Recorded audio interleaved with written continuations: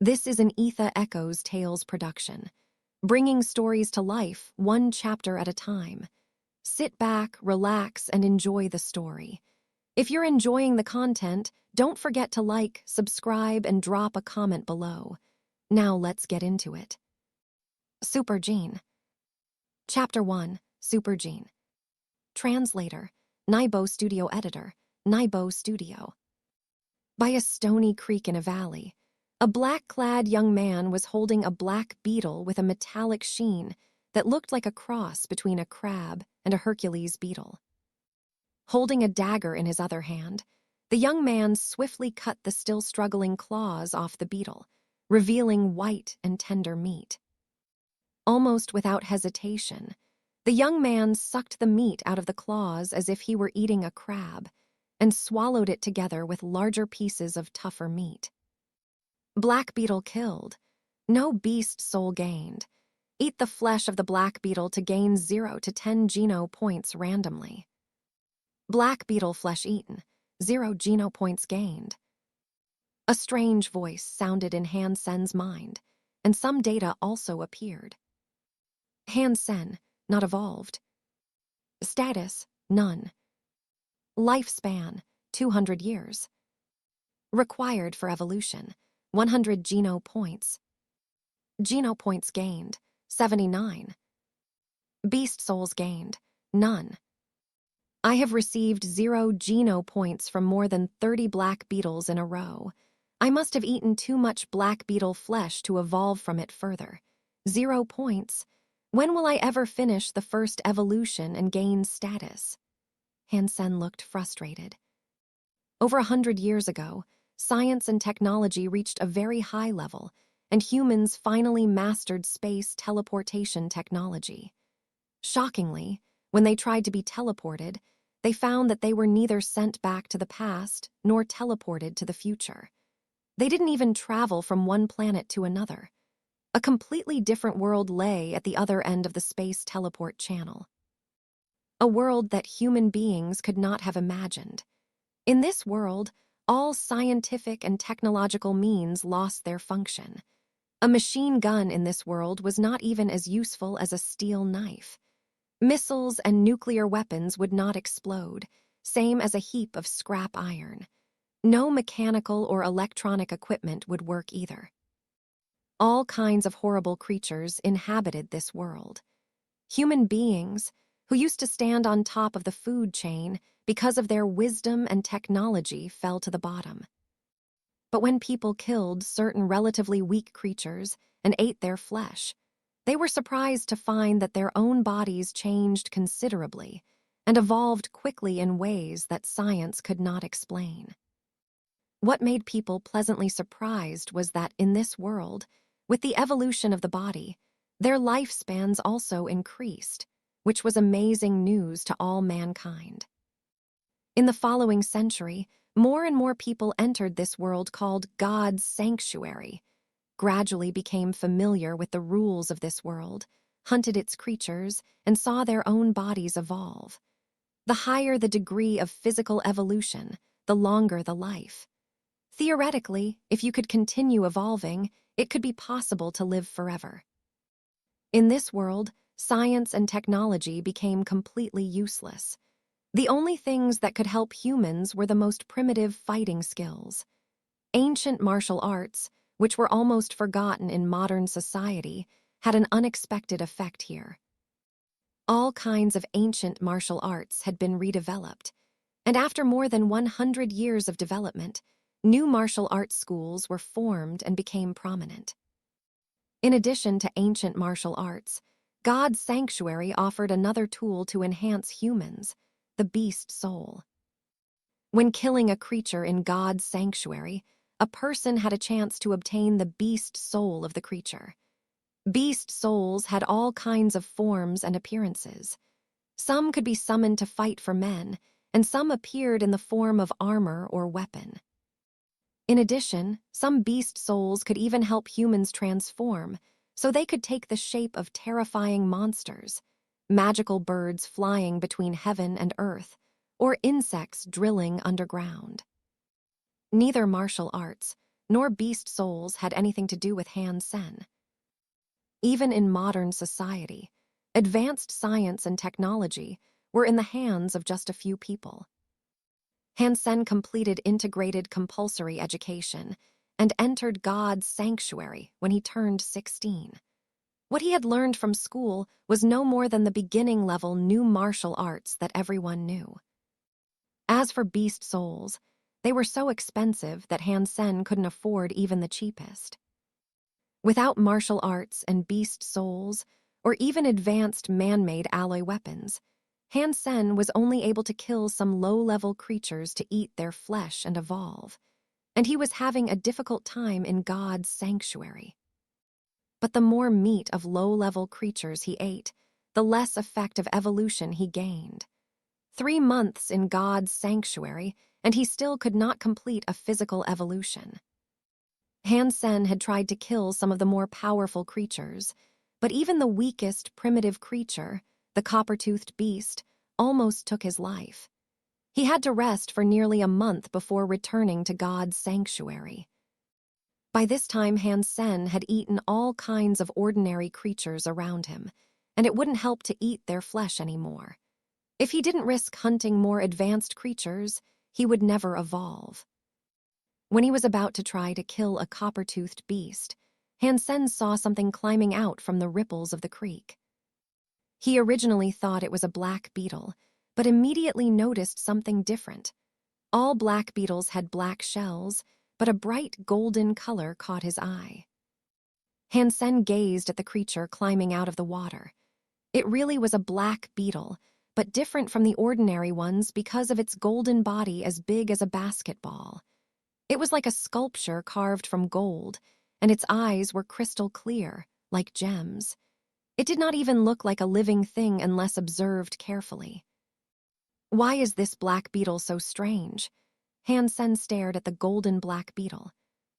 Recently, he had killed countless black beetles and knew everything about them.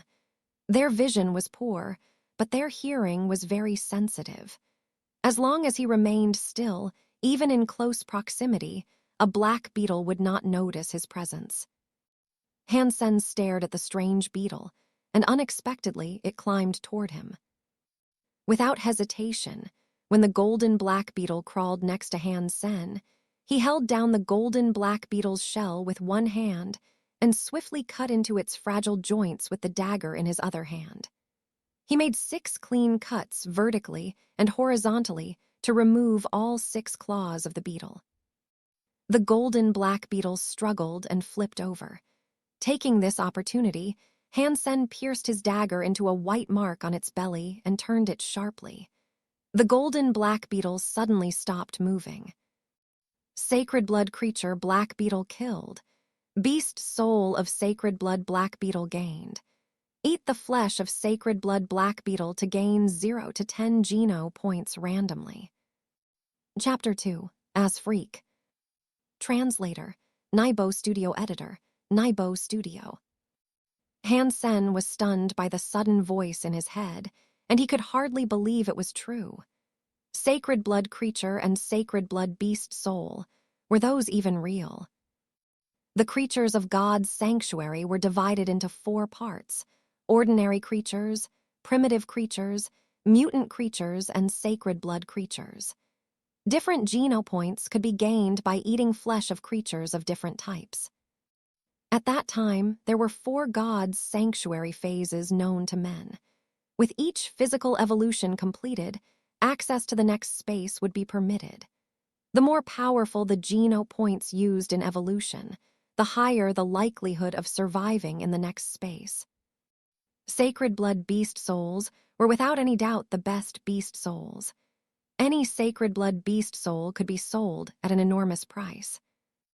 When Han Sen finally realized what had really happened, he was almost trembling. Holding the dagger to pick open the shell of the black beetle, he filled his mouth with meat as tender as jelly. Flesh of black beetle eaten, 1 sacred Geno Point gained. Feeling the flesh turn to energy, and hearing the voice in his mind almost brought Han Sen to tears. He grabbed a claw and sucked out all meat from it, feeling waves of energy hitting his body and boiling his blood. There was not much difference between eating a sacred blood black beetle and eating a crab. After sucking the meat clean from all 6 claws, Han Sen started to cut the meat inside the shell. Flesh of black beetle eaten, 1 sacred Geno point gained. Flesh of black beetle eaten, 1 sacred Geno point gained. The strange voice continuously sounded in Han Sen's mind and made him feel on top of the world. As Han Sen was cutting away, he felt his dagger cut into something hard that made a sound like metal. Han Sen stopped. Black beetles and crabs are alike. They looked tough, but inside their shells there would be nothing but boneless meat, so how could there be metal? He removed the dagger, pulled aside the meat that had been cut, and saw a corner of black metal. Han Sen cut open all the meat surrounding it, and soon the black metal was completely exposed. At first he thought it was metal, but taking it out, he discovered that it was a black crystal the size and shape of a pigeon egg. Han Sen took the crystal in his hand and didn't feel anything abnormal. The crystal was just like a beautiful, rounded black pebble. But with a closer look, there seemed to be millions of stars shining in it, creating incredible beauty. Here is the easiest area in God's sanctuary, Han Sen thought. Even primitive creatures are hard to find here, let alone sacred blood creatures. How did this sacred blood black beetle suddenly appear? And I've never heard of a sacred blood black beetle before. Black beetles are such low life after all. And this sacred blood black beetle is so outrageously weak. Is its appearance related to the crystal? There was no clue, so he simply ate all the rest of the black beetle meat and was stuffed. He gained a total of 7 sacred Geno points. 7 sacred Geno points were beyond his wildest dreams. With his background, he needed to risk everything even to kill a primitive creature, let alone a sacred blood creature. The shell of the sacred blood black beetle was also precious material, so Han Sen picked up all the claws and stuffed them into his pocket, together with the upper and lower shells.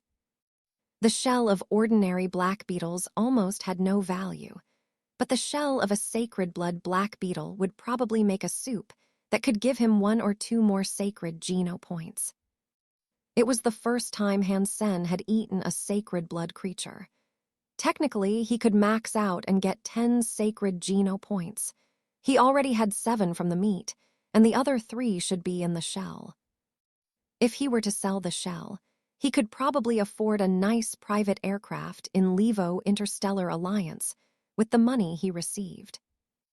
On the way back to Steel Armor Castle, everyone was pointing at him, gloating and laughing, and no one would come near him. Everyone in the sanctuary was looking at him as if he were a monster. Normally, when an ordinary person went to the sanctuary, even if he were poor, if his martial skills were not too bad, he could always find some companions and kill a few primitive creatures together, and he would be nowhere near as miserable as Han Sen. However, in the entire Steel Armor Castle, no one was willing or had the courage to have anything to do with Han Sen. More than 3 months ago, Han Sen had entered God's sanctuary for the first time. The moment he stepped outside Steel Armor Shelter, he saw a giant white wolf unicorn standing with its back towards him around the corner of the rampart. Without hesitation, Han Sen grabbed his dagger and fiercely stabbed the unicorn in the ass. This stab turned Han Sen and Qin Xuan together into the biggest laughingstock in Steel Armor Shelter. Yes, the white wolf unicorn was not a beast, but a human like Han Sen himself. She was just transforming using a beast soul. Qin Xuan was also the most powerful woman in Steel Armor Shelter. She was likely to finish her first evolution with sacred Geno points and embark on the path of evolution. A new guy stabbing Qin Xuan's rear end became the biggest joke in Steel Armor Shelter. Although no one dared to mention this to Qin Xuan's face, secretly everyone was laughing their asses off. And Ass Freak became Han Sen's well-known nickname in Steel Armor Shelter. Then Qin Xuan declared that whoever spent time with Han Sen would become her enemy. In Steel Armor Shelter, few people could afford to be Qin Xuan's enemy. Even if they could afford it, no one would risk antagonizing Qin Xuan for the sake of a nobody and Ass Freak. That was why Han Sen had such a difficult time, but he didn't really blame Qin Xuan. It was his fault in the first place. He was too nervous the first time he came to God's sanctuary. Plus, he had never seen creatures in his previous world or transformers before, which all led to the unforgivable mistake. Han Sen was already grateful that Qin Xuan did not kill him in anger. The only lucky thing was that the teleportation into God's sanctuary was always random, and there were no familiar faces in Steel Armor Shelter, so no one knew his real name. Chapter 3, Sacred Blood Armor. Translator, Naibo Studio Editor, Naibo Studio. Han Sen returned to his room, made a fire, and started boiling the black beetle claws and shells in a pot. Without tools and know-how, he could only use the most primitive methods to process the shells and extract the Geno essence. The shell of a sacred blood creature would take more than an hour or two to cook, so Han Sen covered the lid and took out the black crystal to take a closer look. Still, no clues whatsoever. Suddenly, Han Sen caught a glimpse of the caged green-scaled beast the size of a civet cat in the corner of his room, and suddenly had an idea. Like black beetles, this green-scaled beast was an ordinary creature. Han Sen used to prey on them and bring them back to cook and eat to increase his Geno Points. But later, green-scaled beasts no longer increased his Geno Points, so Han Sen didn't eat the last beast and forgot about it. Surprisingly, it was still alive. He grabbed the moribund green-scaled beast from the cage, hesitated for a moment, and was about to feed the black crystal to the beast.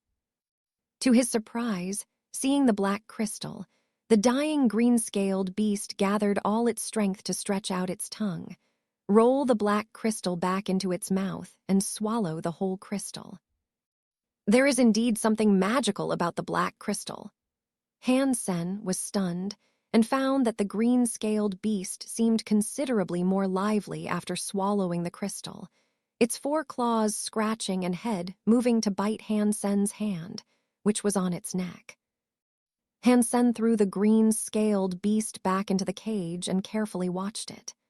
The beast, which hadn't fed for days, completely recovered its vitality, thrashing and scratching wildly in the cage, just like it had when it was first caught. Han Sen sat across from the cage and watched the movements of the green-scaled beast. He had a guess, and if he was right, he might have obtained something incredible, something more exciting than a sacred blood creature. But Han Sen was afraid he was wrong, so he could only stare at the green-scaled beast anxiously, hoping to see the change that he desired. Han Sen nervously stared intently and did not realize that he was starving until he smelled bone broth from the pot. Looking at the time, he noticed almost 24 hours had passed. Rising to check the black beetle shell in the pot, he saw the golden color of the shell had been boiled off and the broth had become golden. It smelled so good that the hungry young man's mouth watered.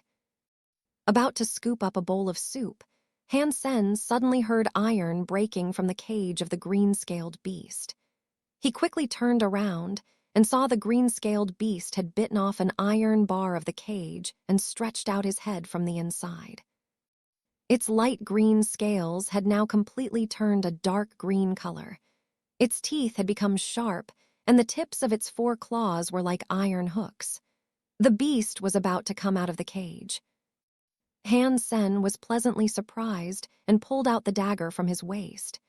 He rushed to the front of the cage and stabbed the dagger into the lower belly of the green-scaled beast. With a turn of the dagger, the green-scaled beast stopped struggling. Primitive creature green-scaled beast killed. No beast soul gained. Eat the flesh of the primitive green-scaled beast to gain 0 to 10 points randomly. The strange voice sounded in Han Sen's mind and left him stunned. Primitive green-scaled beast, primitive creature, so the crystal can really make these creatures evolve. Han Sen was overwhelmed with joy and did not know how to react. After a long time, he suddenly cut open the green-scaled beast with the dagger and uncovered the crystal as big as a pigeon egg. Taking no heed of the blood on it, he kissed the crystal twice and then wiped it clean, holding it in his hands like it was a great treasure. The crystal was really the reason the black beetle became a sacred blood creature. If the green-scaled beast had continued to evolve, could it have become a sacred blood creature too? Han Sen almost dared not think about it because it was just too amazing. He was so excited that his hands were trembling while holding the crystal. He bit his tongue and cried out of pain so as to know that it really was not a dream. After remaining excited for quite a while, Han Sen carefully put the crystal away, gobbled up the shell broth, and gained another sacred Geno Point, bringing his Geno Point count to 8. Without tools and means, his primitive method couldn't extract all Geno essence from the shell, but it was good enough that he gained 1 sacred Geno Point. Han Sen realized that he had gained a sacred blood beast soul of a black beetle when he killed the golden black beetle, and he quickly accessed his profile. Han Sen, not evolved. Status, none. Lifespan, 200 years. Requirements for evolution, 100 Geno Points. Geno Points gained, 79 Geno Points, 8 sacred Geno Points. Beast soul gained, sacred blood black beetle. Type of sacred blood black beetle's beast soul, armor. What would the armor of sacred blood black beetle's beast soul look like? Before Han Sen finished the thought, a golden shadow shot out of thin air, looking exactly like the golden black beetle. The golden black beetle flew to Han Sen's chest, turned into a golden liquid, and started to cover his whole body. In the blink of an eye, Han Sen's whole body, together with his hair, was all wrapped up. The streamlined gold armor was full of power and impact, and covered his whole body as if it were a suit of Gothic medieval armor instilled with improved aerodynamics. It looked just like a piece of art. The whole suit of armor felt full of power and speed, making Han Sen look slender and majestic, as if his whole body were full of explosive power. With shining metallic luster, the armor was gorgeous and had a solid texture. At first glance, it was even somewhat like the gold cloth worn by golden saints. The difference between the gold cloth and the beast soul armor was that the armor covered the head and body completely, with only a few gaps in the joints where different pieces overlapped, just like the black beetle itself, which was the only weakness of the beast soul armor. Han Sen moved around in the armor, and there was no feeling of heaviness or clumsiness. Instead, he felt that his body had become a little lighter and full of energy. Indeed, this was armor from a sacred blood beast soul. It is way more gorgeous than the ones from primitive beast souls that I often have seen at steel armor shelter. Han Sen felt ecstatic. He used to envy people in armor of primitive beast souls and had never thought he would get a suit of a sacred blood beast soul one day. Chapter 4, The Old House. Translator, Naibo Studio Editor, Naibo Studio.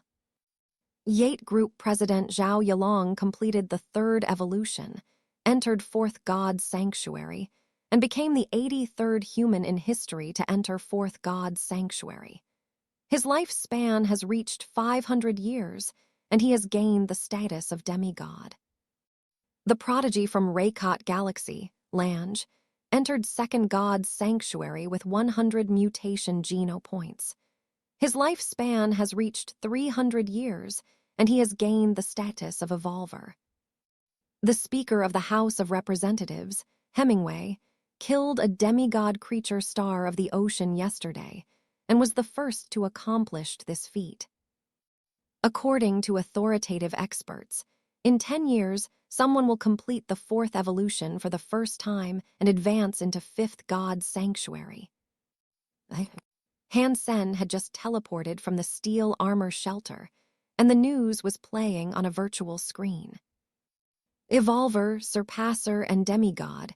With the black crystal, I will be able to do all that and go even farther. Han Sen shook his fist, stepped away from the teleport station, and took the maglev train home. Before he went into the yard, Han Sen heard a harsh female voice. Luo Sulan, do you want to take the old house of the Hans? This house was our parents', and my 2 elder brothers and I each own a part. Now my eldest brother has passed. We won't bully you, since you are a widow, and will leave you his share. But if you want to take everything, we will never agree. That's right, the voice of a middle-aged man chimed in. The old house has always been the inheritance of our parents. All of us have rights to it, and you can't keep it for yourselves. Your family has lived here for more than 20 years, so you have already taken advantage of us in a big way. It is time to divide the inheritance. My brother has said it, a soft-pitched male voice continued. You lived in the old house for more than 20 years. We will not collect the rent, but this old house is our inheritance and has to be divided. A young woman's voice could be heard saying, We have an estimate from a lawyer, and this old house is now worth more than 3 million. We are 3 households, so we should get $1 million each. You can either give each of us $1 million and own this old house outright, or sell the house, and then we all split the money. We are okay with either option you choose. Exactly, now that our eldest brother is gone, we won't bully his widow and kids. You can give us money or sell the house, as you like. The harsh first voice began again. Brother and sister, there is no need to force me. You know our situation. We don't have 2 million, a woman said sadly. Then put the house up for sale, the harsh woman immediately said. Where would we live without a house? Han Sen just graduated and Han Yan is about to go to school, the sad woman said. Sister-in-law, this is not reasonable. How are you the only one with troubles? Your kids Han Sen and Han Yan are only enrolled in integrated compulsory education, while my Han Hao goes to a private school. His tuition gives me gray hair every year. Sister, you are right. We are all having a hard time and everyone needs money. Why don't we just sell the house? We could all take some, and you could afford Han Yan's education, said the effeminate voice. Anyway, you either give us money or sell the house. Your choice, the young woman said coldly. Outside the house, Han Sen became furious as he listened. He pushed the door open and saw his mother shedding tears while holding his sister, Han Yan. The 5-year-old girl curled up in the arms of her mother, her big eyes full of fear. Next to them, 2 men and 2 women were all smiling indifferently. How dare you come here and ask for the old house? Han Sen pointed to the fierce-looking fat woman and exclaimed in anger. Aunt, you used to be an accountant in the company and brought about tens of millions in bad debts. Did my dad not help you after you begged him? Han Sen, what nonsense. Who caused bad debts? Stop lying, the skinny guy with the effeminate voice cried, pointing to Han Sen. Uncle, you embezzled the company's public funds to invest and lost a few million. Han Sen pointed to the skinny guy. Did you not come to my home and get on your knees to beg my dad for help? And you, Uncle, you owed so many gambling debts that you were almost forced to commit suicide. Who helped you? When you were almost beaten to death, who saved your life? Han Sen pointed to the fat, middle-aged man.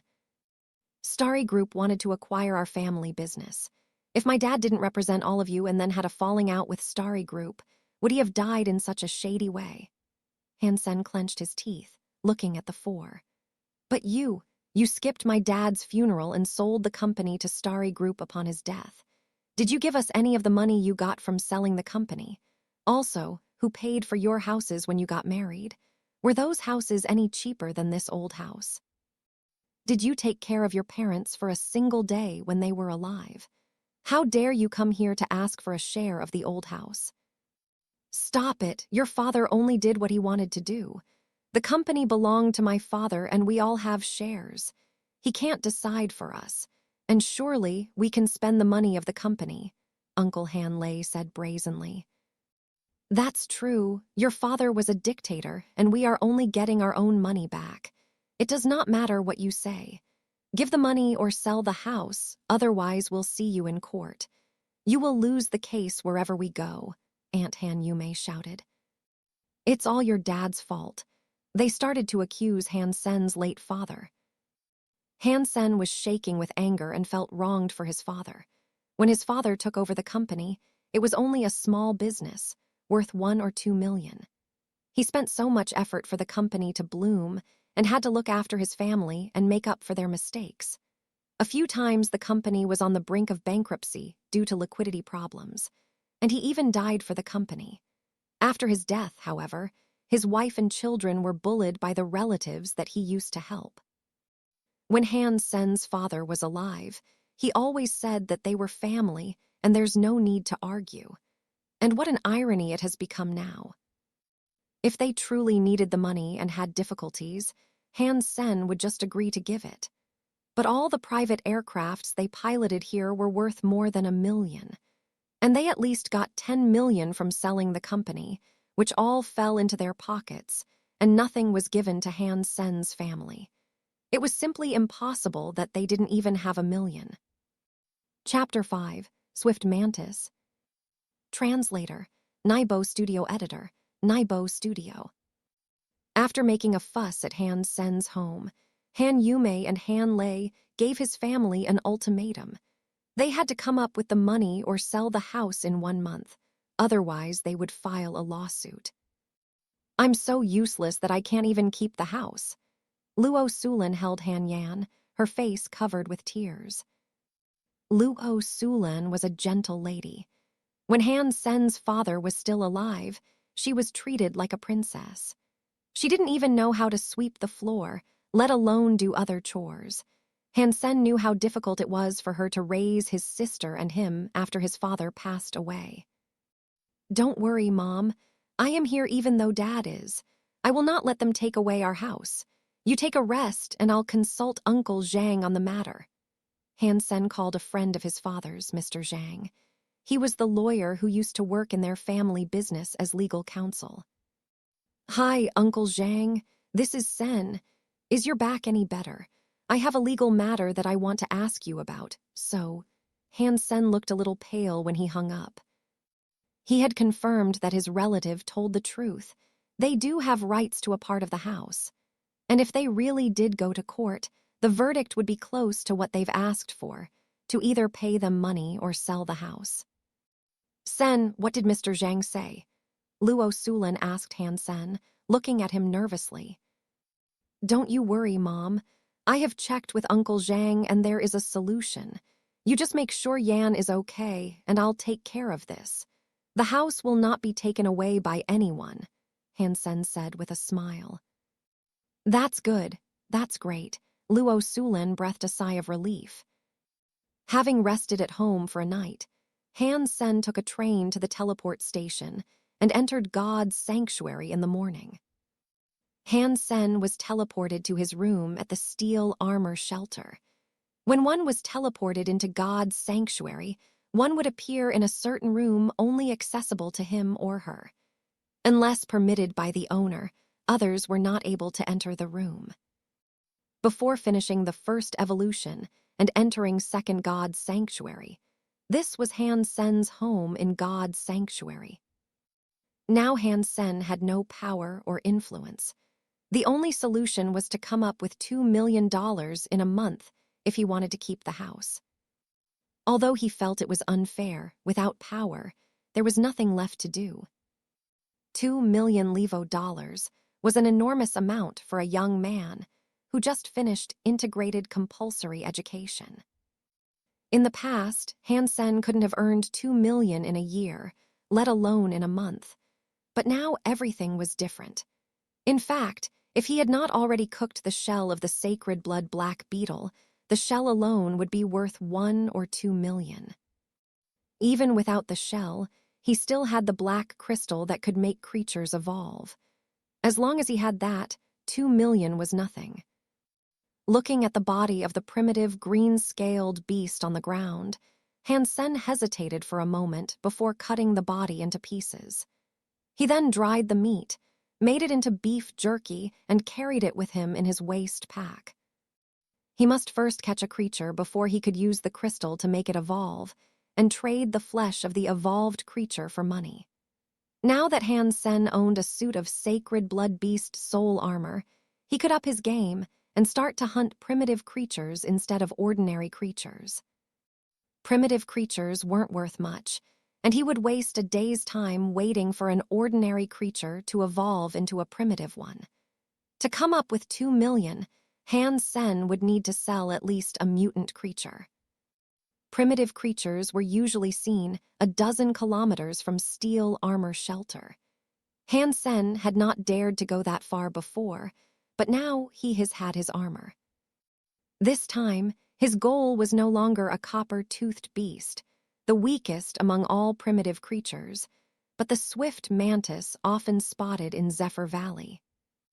Although a primitive creature, a swift mantis had a fragile body and could easily be killed by a normal alloy dagger if stabbed in a vulnerable spot. However, a swift mantis was so fast that ordinary people couldn't keep up with it, and its pair of hacksaw-like forelegs could easily split human bones. Once hit by the forelegs, a person would be crippled, if not killed. So few humans would go to hunt this creature. For Han Sen, however, the swift mantis was the best option. It was in the end only a primitive creature, and there was no way it could cut open his sacred blood beast soul armor. If he couldn't be hurt by the mantis, surely he could kill it. The most important thing was that with claws and wings cut off, a swift mantis could no longer fight back but could still live. This way, Han Sen could easily take it back, keep it in his room, and use the black crystal to make it evolve into a mutant creature before he sold its flesh. Of course, if he were able to kill a few swift mantises and got lucky, he might even gain a beast soul. The beast soul of a swift mantis was in the shape of a swift jagged blade, which was a long dagger, a type of weapon Han Sen had mastered.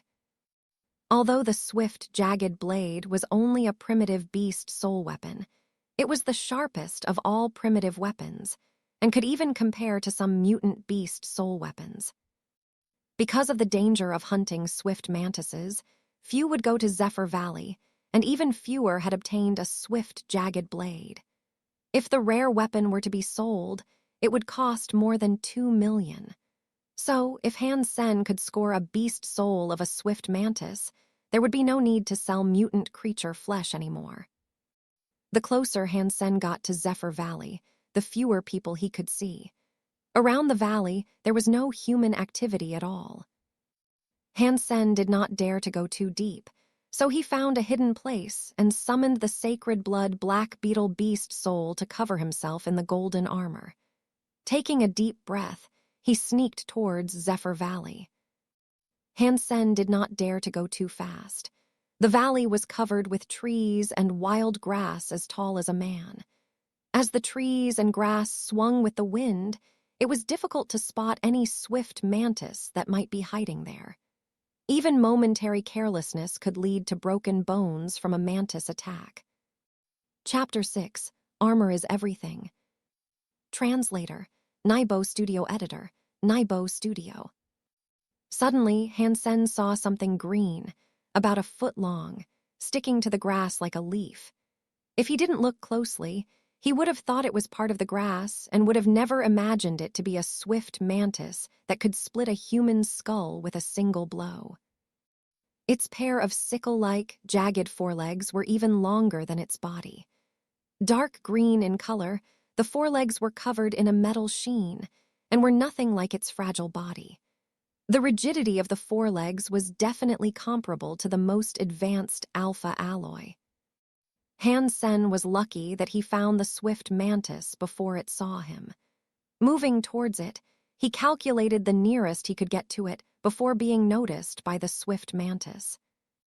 When he was about 6 feet away from the swift mantis, Han Sen did not dare to go any farther, fearing he might lose the opportunity to attack by stealth. Tightly holding the dagger in his hand, Han Sen rushed out from the grass and cut at the swift mantis, waist in a fast and ruthless strike. But Han Sen had still underestimated the speed and responsiveness of the swift mantis. It had noticed his presence the moment he rushed out. All of a sudden, it rose into the air, gliding with wings spread towards Han Sen in a truly swift move. Its forelegs had cut him in the head before he could even react. Han Sen subconsciously stepped back in shock, yet the mantis' foreleg still hit his head. With a sound of metal clashing, Han Sen felt only slight discomfort, as if his head were hit by a stone. And there was not even a scratch on the sacred blood beast soul armor. Filled with ecstasy, Han Sen seized the opportunity to cut into the slim waist of the swift mantis in front of him with a fierce stab. The swift mantis was cut into 2 halves, green mantis blood splashing him wet all over. Han Sen didn't care at all, and listened to the strange voice in his head blissfully. Primitive creature swift mantis killed. No beast soul gained. Eat the swift mantis to gain 0 to 10 primitive Geno Points randomly. Touching his helmet where the swift mantis cut to feel it was still smooth, Han Sen thought to himself in excitement, "Ha, the armor is everything. With my armor, I could kill whatever I want to kill and no one could ever hurt me. I wouldn't even fear mutant creatures." Han Sen suddenly gained courage and stopped hiding. He marched to Zephyr Valley and alerted several swift mantises to attack, but they couldn't hurt him at all by cutting his armor. Han Sen took the opportunity to kill them all, each with 1 stab. Primitive creature swift mantis killed. No beast soul gained. Eat the swift mantis to gain 0 to 10 points randomly. Primitive creature swift mantis killed. The voice continuously sounded in his mind, adding to his thrill. He stabbed his way through the valley and killed more 20 mantises in succession. Su Zio was on his way to Zephyr Valley as well, quietly mulling over his own bad luck. His parents were the owners of an interstellar conglomerate and were considered both distinguished and aristocrats. He, however, was randomly assigned to Steel Armor Shelter, where he had no friends or even acquaintances. To get an aristocratic title, Su Zio could only choose to follow Qin Xuan in order to max out on mutant Geno Points and become an evolver. There were 2 types of titles in Levo Interstellar Alliance. One was distinguished. Once one became a surpasser, one could be certified as distinguished. The other was an aristocratic. If one could evolve with 100 mutant or more advanced Geno Points, one could be certified as an aristocrat. Either title involved a lot of benefits in the Alliance, and most importantly, they were a symbol of social status. Today in the Alliance, people were more and more snobby. People from the upper class wouldn't even talk to someone without a title, even when doing business. Advanced titles like Sacred Blood Aristocrat were beyond Su Zio-keo's dreams. All he wanted was to gain the title of Ordinary Aristocrat by maxing out on mutant Geno Points and completing an evolution. However, to get 100 mutant Geno Points was still too difficult for him on his own. He did bring a lot of money to Steel Armor Shelter, but money could only buy ordinary and primitive creature flesh, as very few people would sell mutant creatures. Only people who aimed to max out on sacred Geno Points like Qin Xuan would sometimes sell the mutant creature flesh they had. However, it wasn't money that she wanted, but loyalty and service. Su Zio-keo was now running errands for Qin Xuan, exploring the places less known to people, and looking for traces of sacred blood and mutant creatures to gather information for her. With the information, She could then gather a team to hunt down these creatures, and the team members would get mutant creature flesh in return. Su Zio Kao had been exploring for a month and found no traces of mutant creatures, not to mention sacred blood ones. Running out of supplies, he had to return to Steel Armor Shelter. When he passed Zephyr Valley, he thought there might be mutant creatures around, as the area was so sparsely populated. After he sneaked in the valley, he felt something strange. He didn't see any swift mantises, not even one. A mile into the valley, all he saw were some messy traces on the ground. Someone must have wiped out the swift mantises. Fist Guy or Son of Heaven? No. Although there are signs of fighting, there should be more damage if it were a group of people. Surprised, Su Zio Kao sped into the valley, wondering what had happened. As he expected, there were many green blood stains from swift mantises along the way. He followed the blood stains and turned a corner. What he saw stopped him in his tracks, appalled. Next to the piled bodies of swift mantises stood a golden figure. In the sun, the figure looked like a robot in gold cast armor. Chapter 7, $.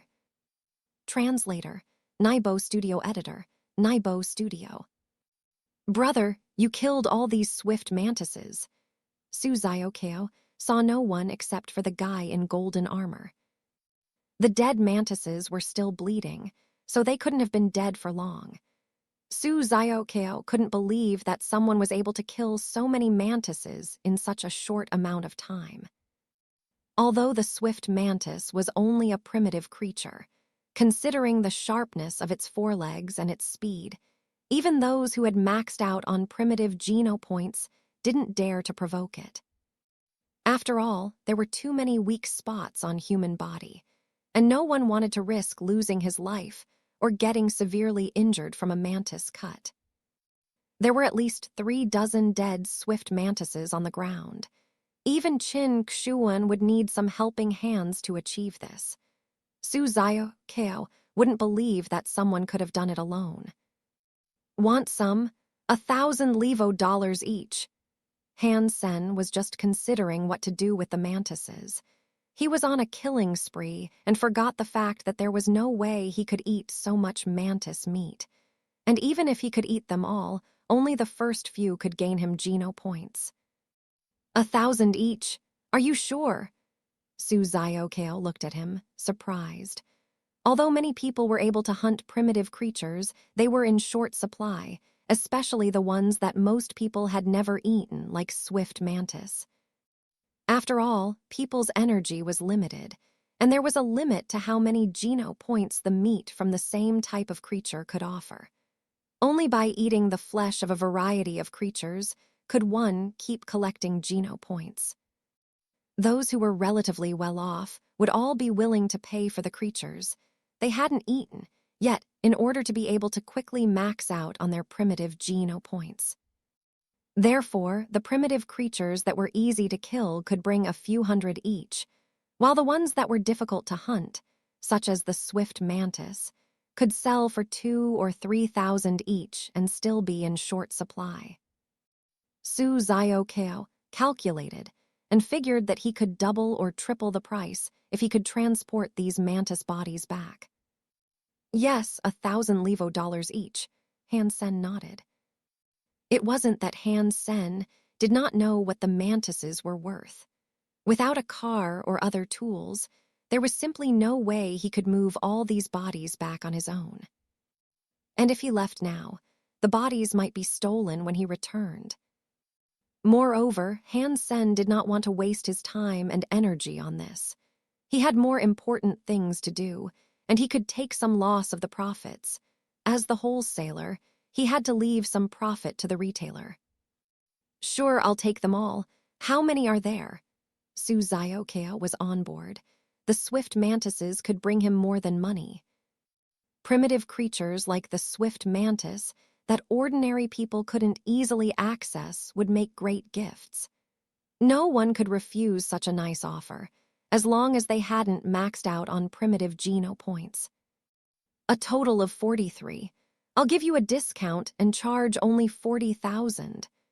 Han Sen was just casually asking and did not expect this ordinary-looking guy to be so rich that he could buy them all. Su Zio took out his wallet and pulled out 10 $10,000 notes. Brother, I'll give you 50,000 for these mantises. The other 50,000 is a down payment for whatever good stuff you may have in the future. I'll always give you a good price and would pay even higher for mutant creature flesh. 100,000 was a small amount for Su Zio. It would even cost him as much to buy someone a fancy dinner. This person was so badass that he killed all these mantises on his own, so it was highly likely that he could hunt mutant creatures too. If it was possible to purchase mutant creature flesh from him, a few 100 million was nothing. Couldn't tell you were rich. Han Sen took the money and said bluntly, looking at Zio slightly surprised. In all honesty, money is all I have. If you have mutant creature flesh to sell, do let me know. The price is definitely not a problem, Su Zio boasted, afraid that he might lose this great opportunity. Great, what's your name and address? I will come and find you if I have something. Han Sen appreciated Zio generosity and thought he might be an ideal buyer for the mutant creature he planned to produce using the black crystal. After all, the black crystal had to remain a secret. Selling the creature to one person was much better than selling it in the market in front of everyone. And he didn't even need to worry about the price, since Zio was incredibly rich. Brother, my name is Su Zio, and that's my real name. My room number at Steel Armor Shelter is 1046. How about you? What's your name and where do you live? Su Zio said. Dollar, that's the only thing I care about.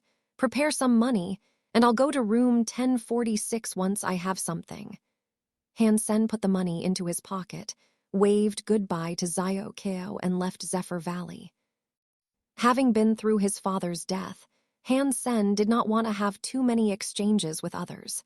He just wanted to take care of his mother and sister and do his own thing. Other people or things didn't really affect him. Brother, I'll wait for you. You must come.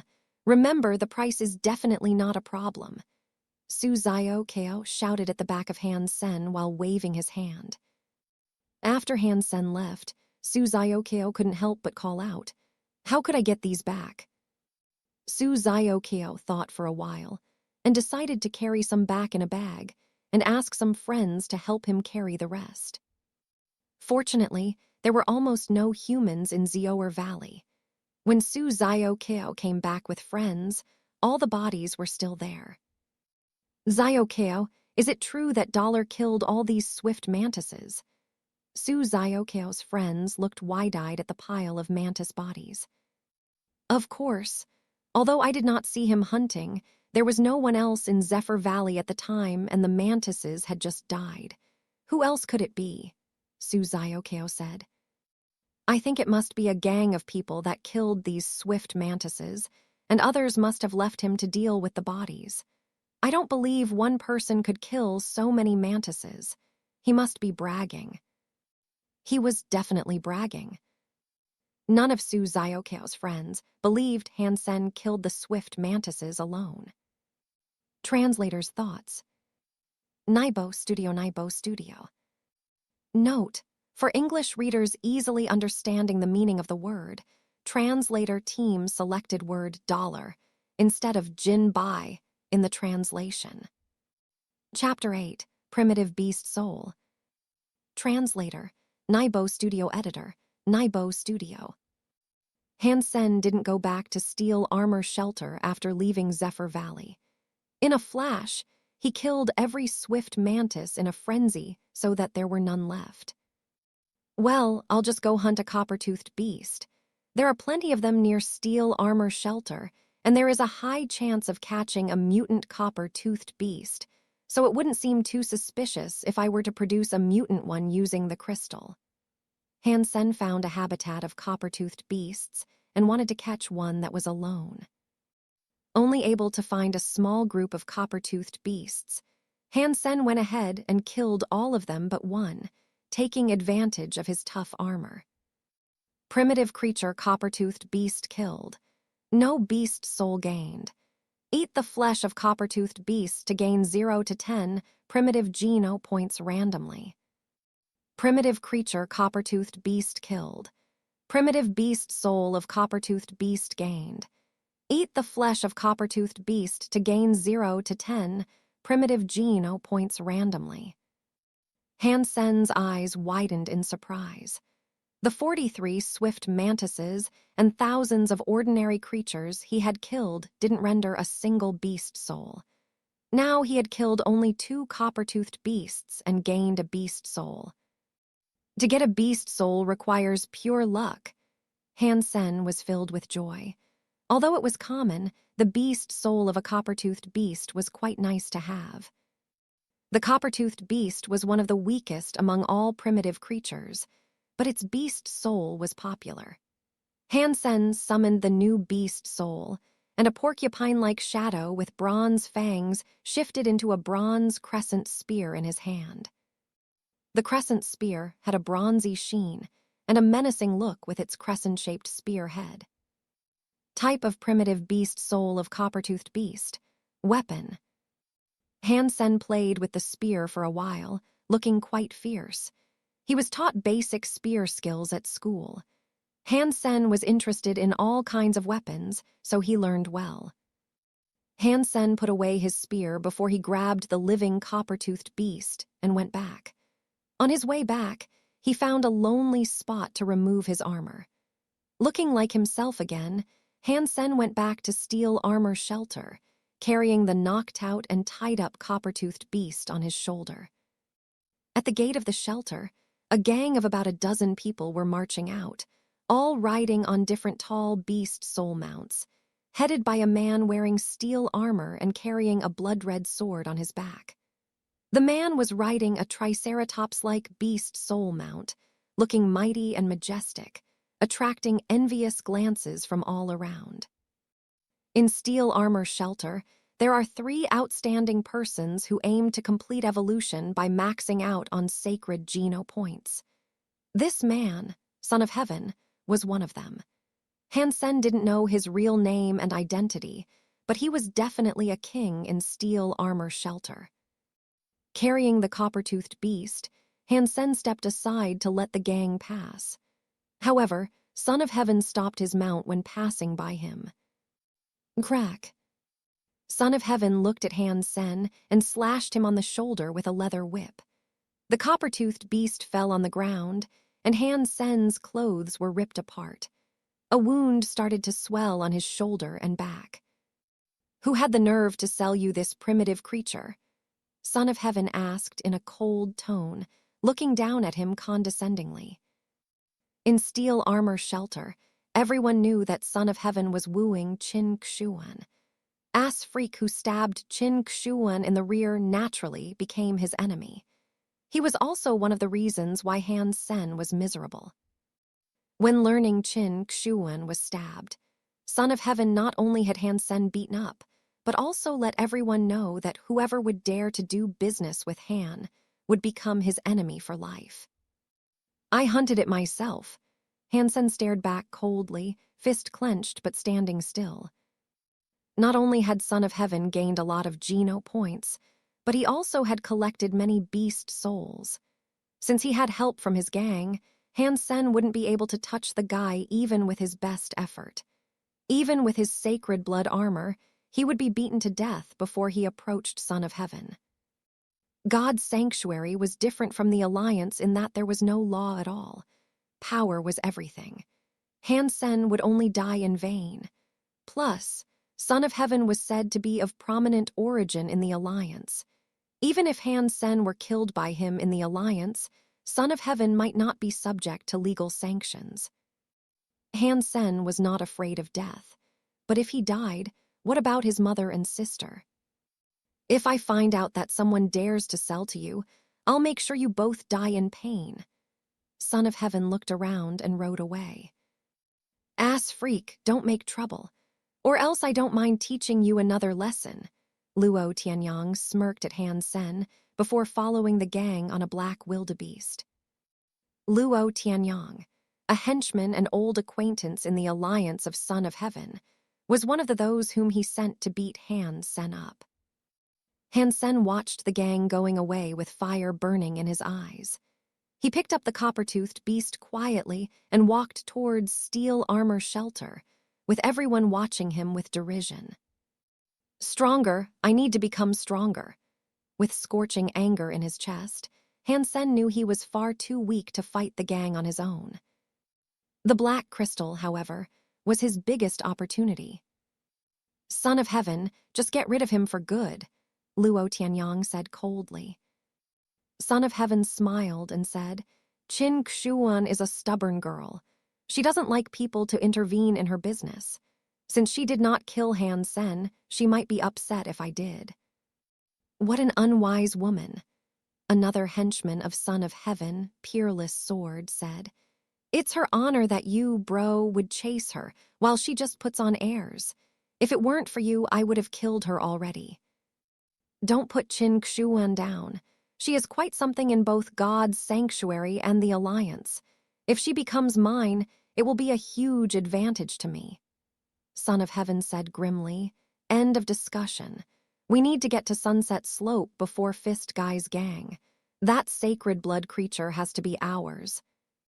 Chapter 9. Sacred Blood Creature. Translator. Naibo Studio Editor. Naibo Studio. Han Sen returned to his room, tied the copper-toothed beast to a cage, and put the black crystal in front of it.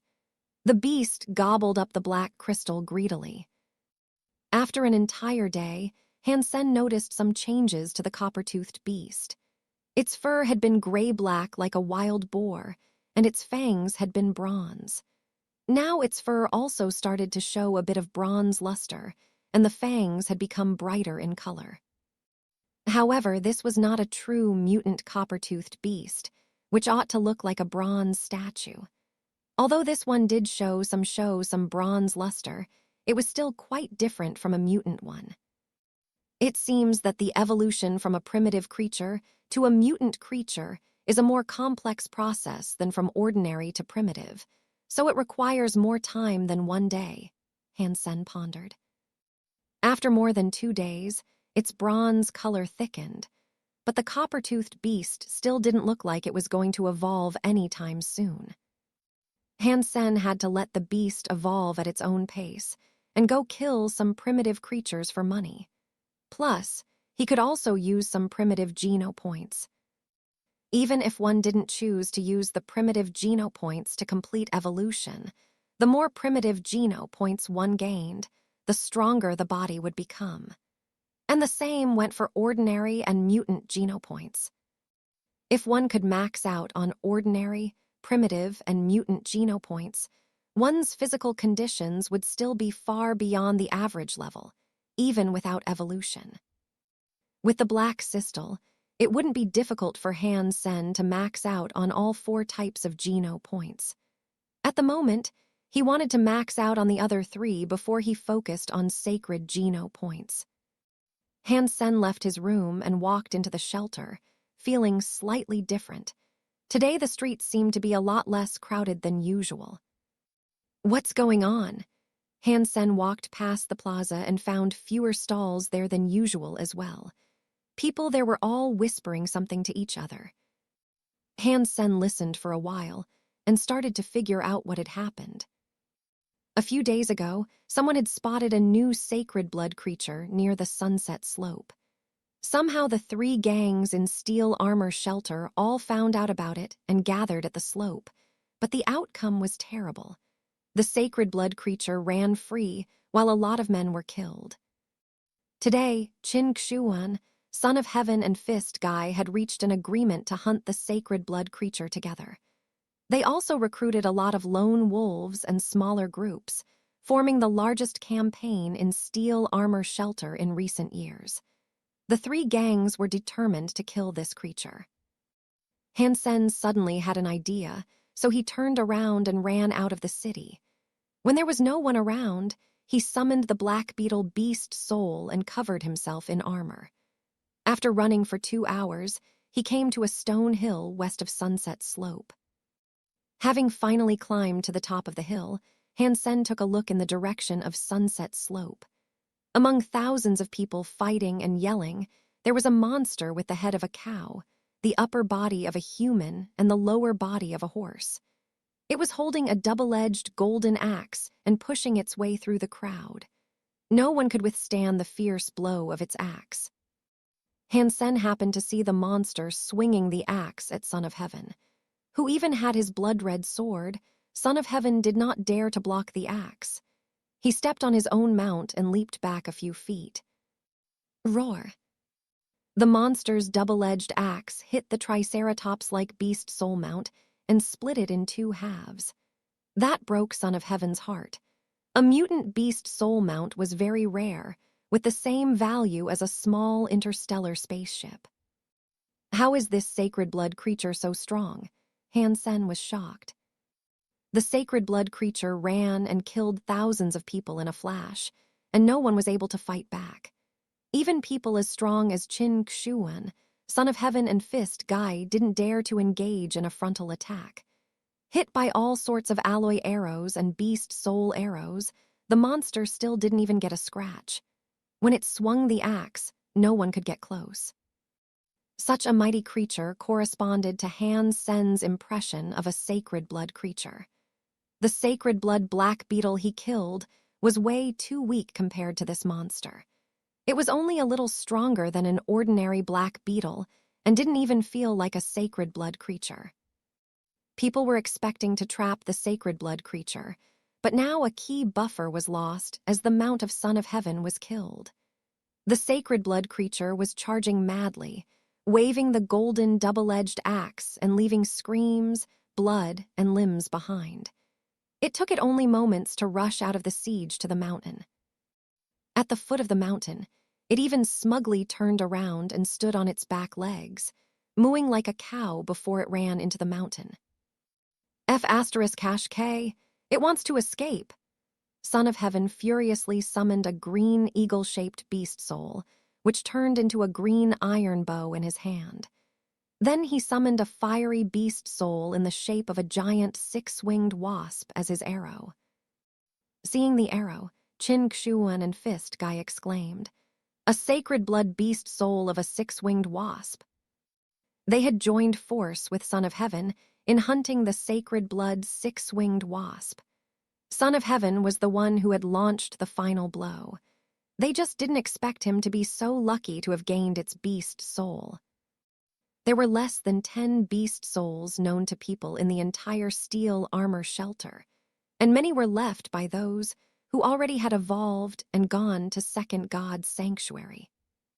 Son of Heaven, stop. It's a beast soul that can only be used once. If you failed to kill it... Luo Tianyang wanted to stop him, but it was too late. Son of Heaven had already shot the sacred blood beast soul arrow with a full draw. The arrow turned into a red lightning bolt flying towards the sacred blood creature. Bang! The sacred blood creature felt the imminent danger and turned around. The wasp arrow shot into its chest and exploded, bursting open its flesh. The monster fell to the ground, losing its vitality as its internal organs and blood sprayed out. "How dare you kill my mount? There is no way I'd let you live after doing that," Son of Heaven yelled loftily, standing like a king, leaving everyone in shock. While proud to see the crowd being impressed, including Qin Xuan, Son of Heaven suddenly saw a green shadow shooting down from the sky into the dying sacred blood creature and ended its life. A golden figure immediately rushed down from the stone hill nearby and approached the sacred blood creature. Lifting the golden double-edged axe to his shoulder, the mysterious figure ran towards the mountain in a flash. "Dollar!" Su Xiaoqiu recognized Han Sen's unique golden armor in no time and called out loud. Chapter 10, Bloody Slayer. Translator, Naibo Studio Editor, Naibo Studio. Han Sen was hiding on the stone hill when the sacred blood creature charged in his direction. As he was deciding whether to retreat, he saw Son of Heaven shoot down the sacred blood creature.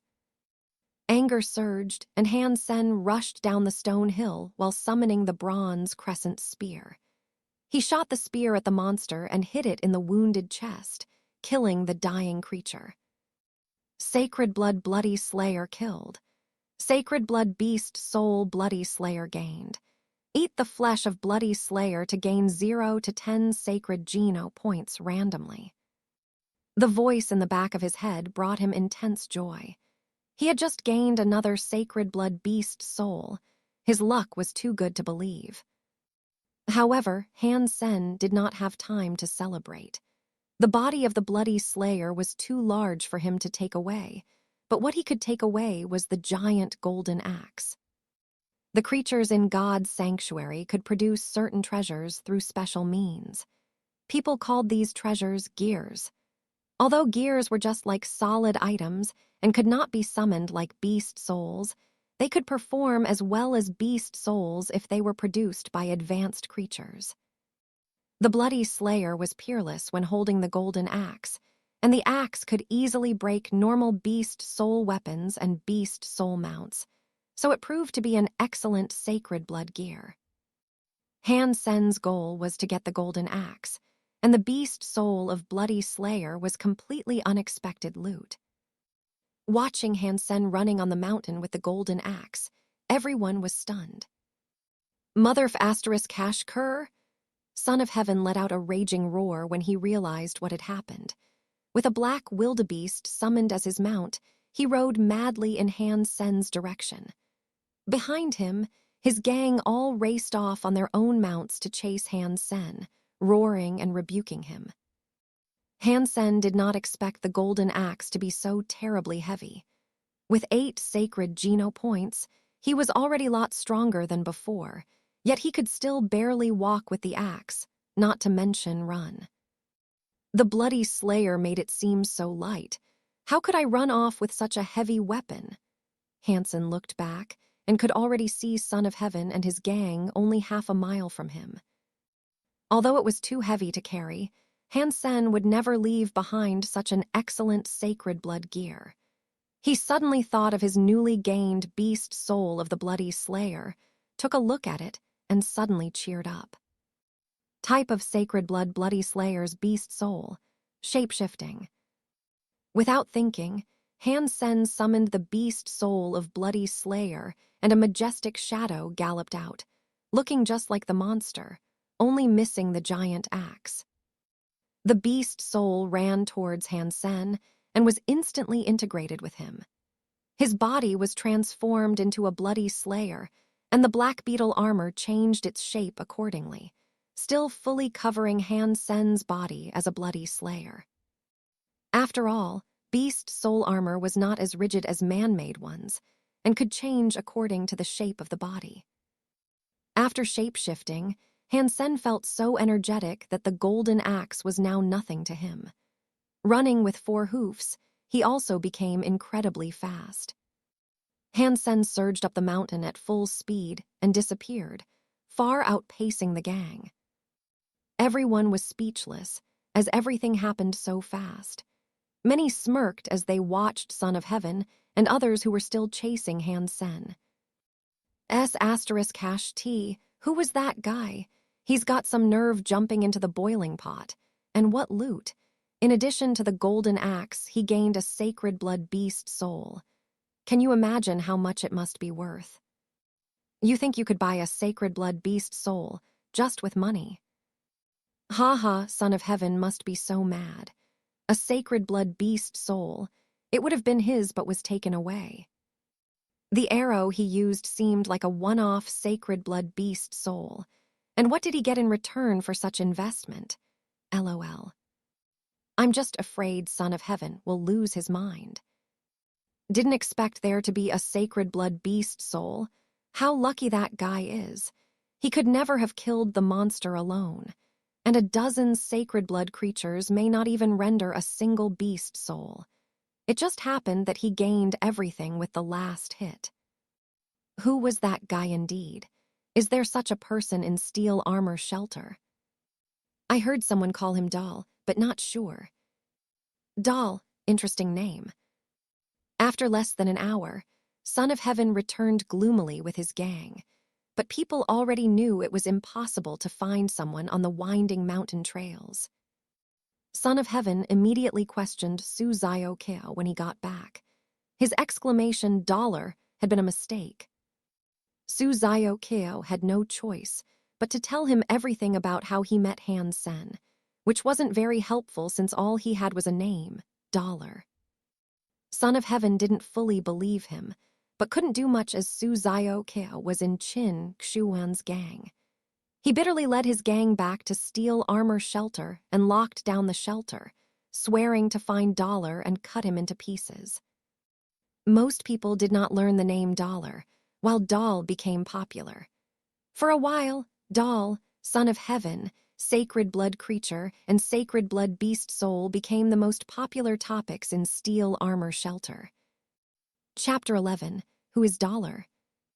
Translator, Naibo Studio Editor, Naibo Studio. Han Sen was digging a pit at the foot of the mountain, planning to bury the giant golden axe there. Although he escaped the manhunt of Son of Heaven by shape-shifting into the Blood Slayer, there was a limit to how long he could shapeshift. As one of the most powerful beast soul types, shape-shifting beast souls could directly impart significant changes to a human body, which could be unbearable for those with weak genes. The stronger the creature one wanted to shapeshift into, the more Geno Points and bodies were needed. In general, for primitive beast souls, the number of minutes the body could withstand the shape-shifting was equal to the number of primitive Geno Points gained. In addition, one mutant Geno Point could support 10 minutes of shape-shifting with primitive beast souls, and in turn, 10 primitive Geno Points could support 1 minute of shape-shifting with mutant beast souls. Now Han Sen had 8 sacred Geno Points, which could last him only 8 minutes for shape-shifting as a Blood Slayer. Even counting the ordinary, primitive, and mutant genes he had gained altogether, he could shapeshift for less than 10 minutes.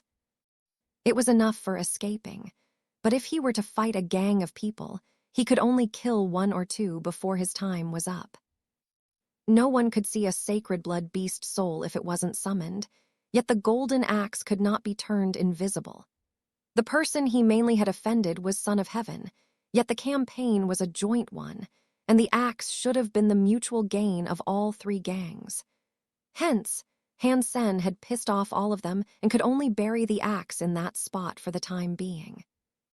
If I could sell the giant golden axe, it should easily bring at least 2 million. Han Sen was still excited after burying the axe. A sacred blood gear was not as valuable as a sacred blood beast soul, but still considered almost priceless. If he could sell it, 2 million would be a small amount. As for the sacred blood beast soul, Han Sen had not even thought of selling. This was the bedrock of his survival and success in God's sanctuary, and it would be like killing the goose that lays the golden egg if he were to sell it. Returning to Steel Armor Shelter, he saw Luo Tianyang guarding the gate with others. Everyone who tried to enter the shelter was interrogated. "Can you even see what beast souls I have?" Han Sen had no fear as he had already buried the golden axe. A young man at the gate stopped him and wanted to do a body search on him, while Luo Tianyang said, "Why waste any time on that scumbag? How is it even possible that he would be Dollar?" F***K off. The young man pushed Han Sen away and turned to search other people. Han Sen looked at Luo Tianyang with a sneer and went into the shelter. Everyone in the street was talking about what had happened at Sunset Slope. Listening to people calling him Doll, Han Sen thought, "Damn Su Zio Keo, who told you to call me Doll?" He was happy to know that Son of Heaven was furious and strode back to his room. In another room, Su Zio Keo stood in front of Qin Xuan, almost in tears. "Xuan, you need to believe me. I've told you everything I know. I really did not know Dollar, but only saw him once in Zephyr Valley and bought some swift mantises from him, which I gave to my bros as gifts. Just ask around if you don't believe me. They even helped carry the mantises back from the valley. I am not blaming you. I just want you to contact Dollar. Tell him I am willing to buy his sacred blood beast soul and gear, and ask him how much he wants, Qin Xuan said quietly. But I really do not know where he is, Su Xiaokao said sadly. Then go find him. Don't let anyone know about this and go look for him secretly. If you manage the task, I'll reward you. Qin Xuan showed Su Xiaokao out after she gave the order, not waiting for his reply. After he left, Qin Xuan frowned to herself. Who could Dollar be? Is he someone in Fist Guy's gang? Or was the whole thing orchestrated by Son of Heaven? If he really is on his own, can I get him on my side? If I can't, it would also be nice to purchase the sacred blood beast soul and gear. Almost at the same time, Fist Guy sent his men to look for Dollar in secret, trying to buy the sacred blood beast soul and gear from him. Although it was a joint action, the only one who suffered a loss was Son of Heaven. If it had not been for his sacred blood wasp arrow, the bloody slayer would have run away, and there would have been nothing for Qin Xuan and Fist Guy. Now they could share some flesh of the bloody slayer, so it had gone well for them. However, Son of Heaven lost a mutant beast soul mount and a sacred blood wasp arrow, while being robbed of the sacred blood beast soul and gear. Anyone in his place would have been exasperated. The entire steel armor shelter was looking for Dollar, yet no one connected him to Ass Freak. Son of Heaven also put a price on his head, and even offered to pay a reward for any substantive information. The price was so good that even Han Sen wanted to offer himself for the reward. Primitive green-scaled beast flesh eaten. 1 primitive Geno point gained. Han Sen squatted in the bushes, watching a deep pond near him while chewing meat jerky made from the green-scaled beast. Up until this point, he had gained 91 ordinary Geno points, 26 primitive Geno points, 0 mutant Geno points, and 8 sacred Geno points. The copper-toothed beast was still slowly evolving, so Han Sen could only go out to hunt some primitive creatures, hoping to gain more primitive Geno points. Because the black beetle armor would draw too much attention, he could only go deep into the mountains where nobody goes, fearing that Son of Heaven would know where he was. Fortunately, God's sanctuary was so vast that there were many places where humans had never set foot, so it was rather easy for Han Sen to disappear. While staring at the deep pond, Han Sen suddenly heard a distant voice of a man and immediately tensed up. Chapter 12, Who is Scum? Translator, Naibo Studio Editor, Naibo Studio. Soon, Han Sen saw a young man walking towards the pond in ragged clothes. He was covered with cuts and bruises all over and looked extremely tired. "Friend, there are iron-toothed crocodiles in the pool." Han Sen came out of the bushes and cried from afar. He meant well in warning the young man, but was also afraid that he might alert the crocodiles that he wanted to hunt. This young man looked very tired and seriously injured. If he drank from the pond without knowing the crocodiles were there, he could have gotten killed by the iron-toothed crocodiles hiding under the water. The young man saw Han Sen and became ecstatic. "What is this place? And how do I get to Glory Shelter?" he asked, staring at Han Sen. "Glory Shelter?" Han Sen hesitated, looking at the young man strangely. "We are in Techi's mountains north of Steel Armor Shelter, and I do not know where the Glory Shelter you mentioned is. I have come so far that I'm now in the territory of another shelter." The young man whispered to himself, looked up at Han Sen, and said with an almost commanding tone, "Take me to the shelter." Han Sen frowned, as the tone of the young man wasn't very polite. Quietly he said, "You go south from here. If you don't walk too slowly, you can reach the shelter before dark. I have to hunt, so I can't accompany you." Han Sen was preparing to go back into the grass, not expecting the young man to suddenly hit him in the back. Losing balance and falling to the ground, Han Sen knocked his head on a rock and started to bleed. "What are you doing?" Han Sen covered his wound and stood up, glaring at the young man. "All I want is obedience, not bulls *#tea. Take me to the shelter." The young man looked at Han Sen coldly. F***KU. Han Sen summoned his bronze crescent spear and poked it at him. Rubbish basic spear skills taught in integrated compulsory education. Even though my beast souls were all ruined on the way here, scum like you can't compare to me. The young man looked at Han Sen contemptuously, raised one palm and slashed it at Han Sen's spear. The young man's hands looked nothing like hands of a man, but rather like they were sculpted out of a whole piece of white jade, giving off an incredible sheen. Crack. The beast soul spear was cut in half by his palm, as easily as a steel knife cutting through wood. Geno art. With only half of the spear in his hand, Han Sen was horrified. Science and technology were of no use in God's sanctuary, but ancient martial arts played an unexpectedly important role. With all the Geno Points gained, humans were able to perform some mythical ancient martial arts in the real world.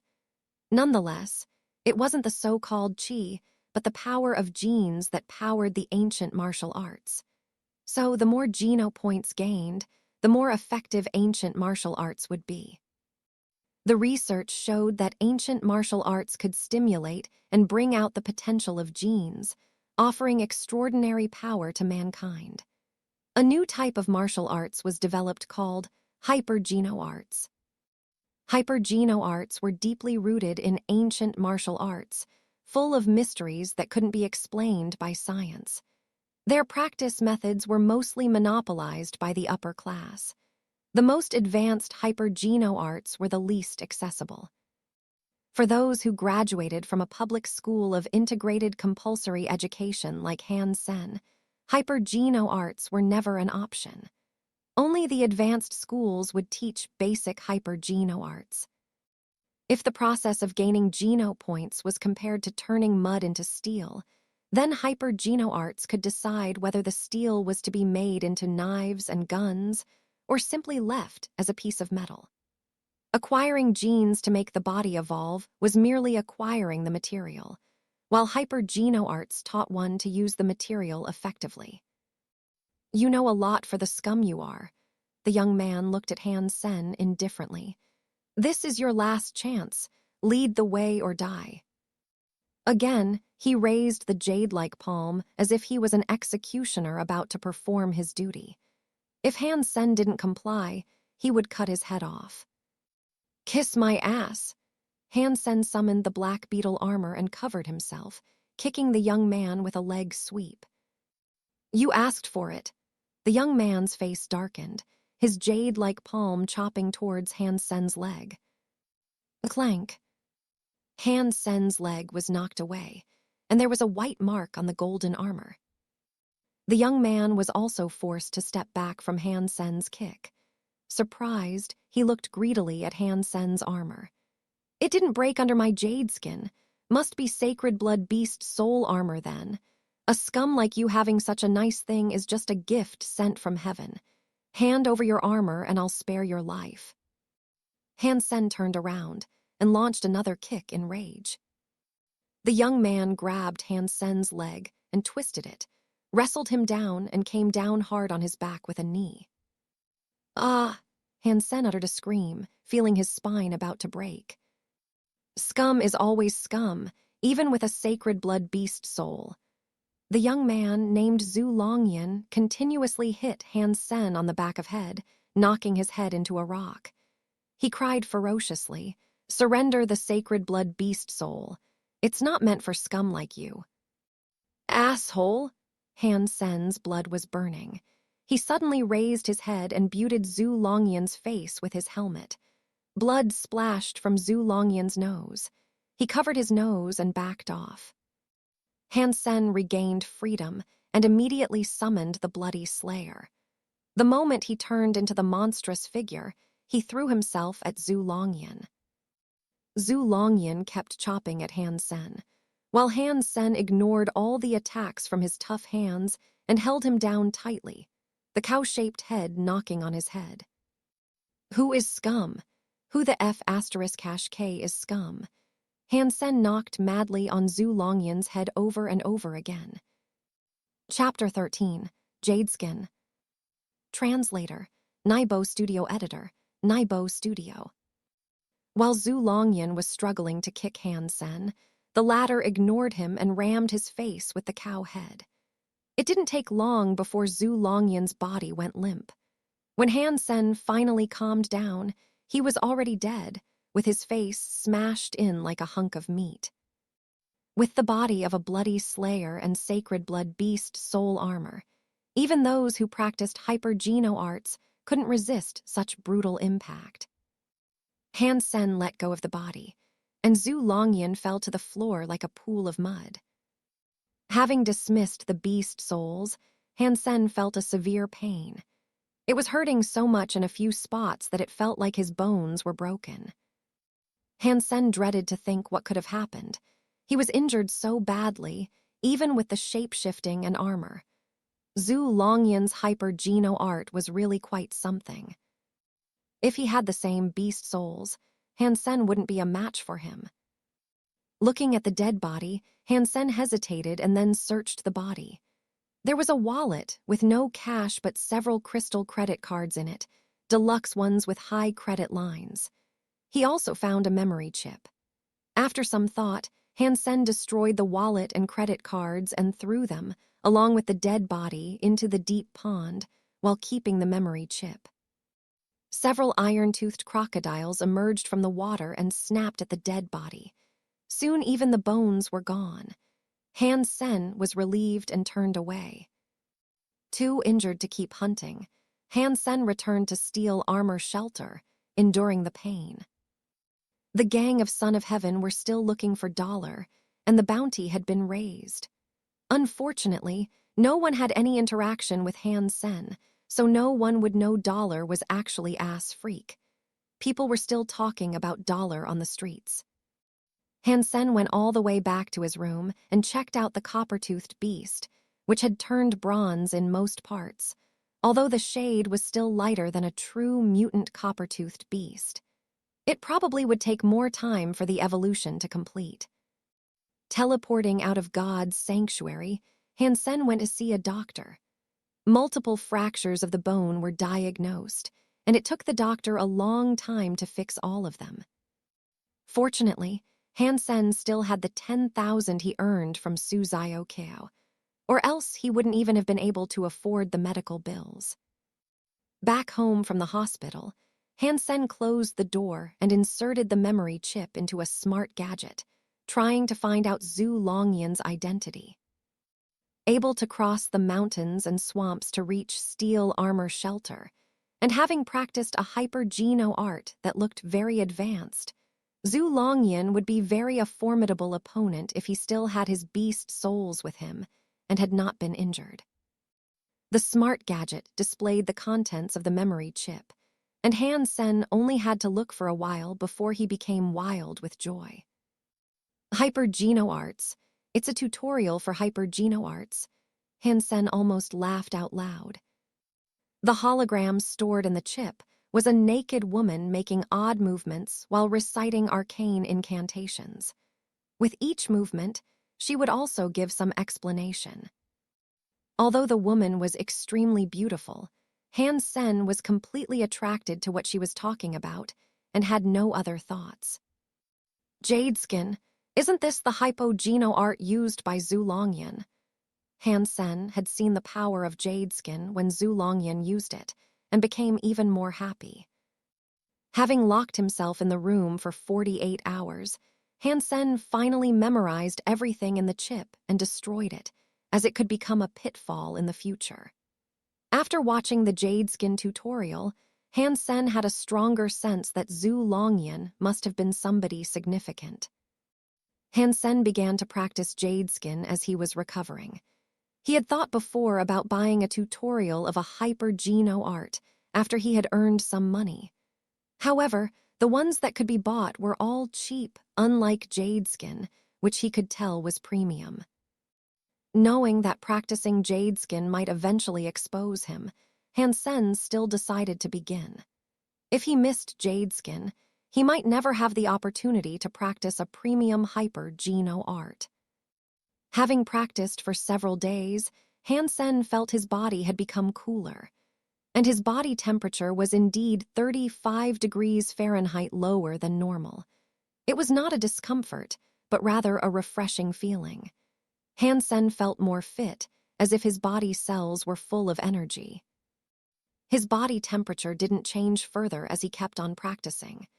Han Sen became more and more fit, and his skin more and more smooth. Han Sen, what have you been up to lately? It's been a while since we met. Let's hang out sometime. The hologram of a smiling, handsome, long-haired man about Han Sen's age popped out from the comlink. Where are we going? Han Sen was delighted to see Zhang Danfeng, the long-haired guy. They grew up together, and he was son of Mr. Zhang, the lawyer. Come out first. Han Hao and Zhu Zai are also with me, and we are almost there, Zhang Danfeng said. Sure. Han Sen nodded and went out the door. There was a small private jet parked outside, and Zhang Danfeng was waving to him from the driver's seat. Han Sen got in and saw a girl and a guy talking in the back seats. The girl named Zhu Zai was very pretty and gentle, and the guy was Han Hao, son of Han Sen's fat aunt.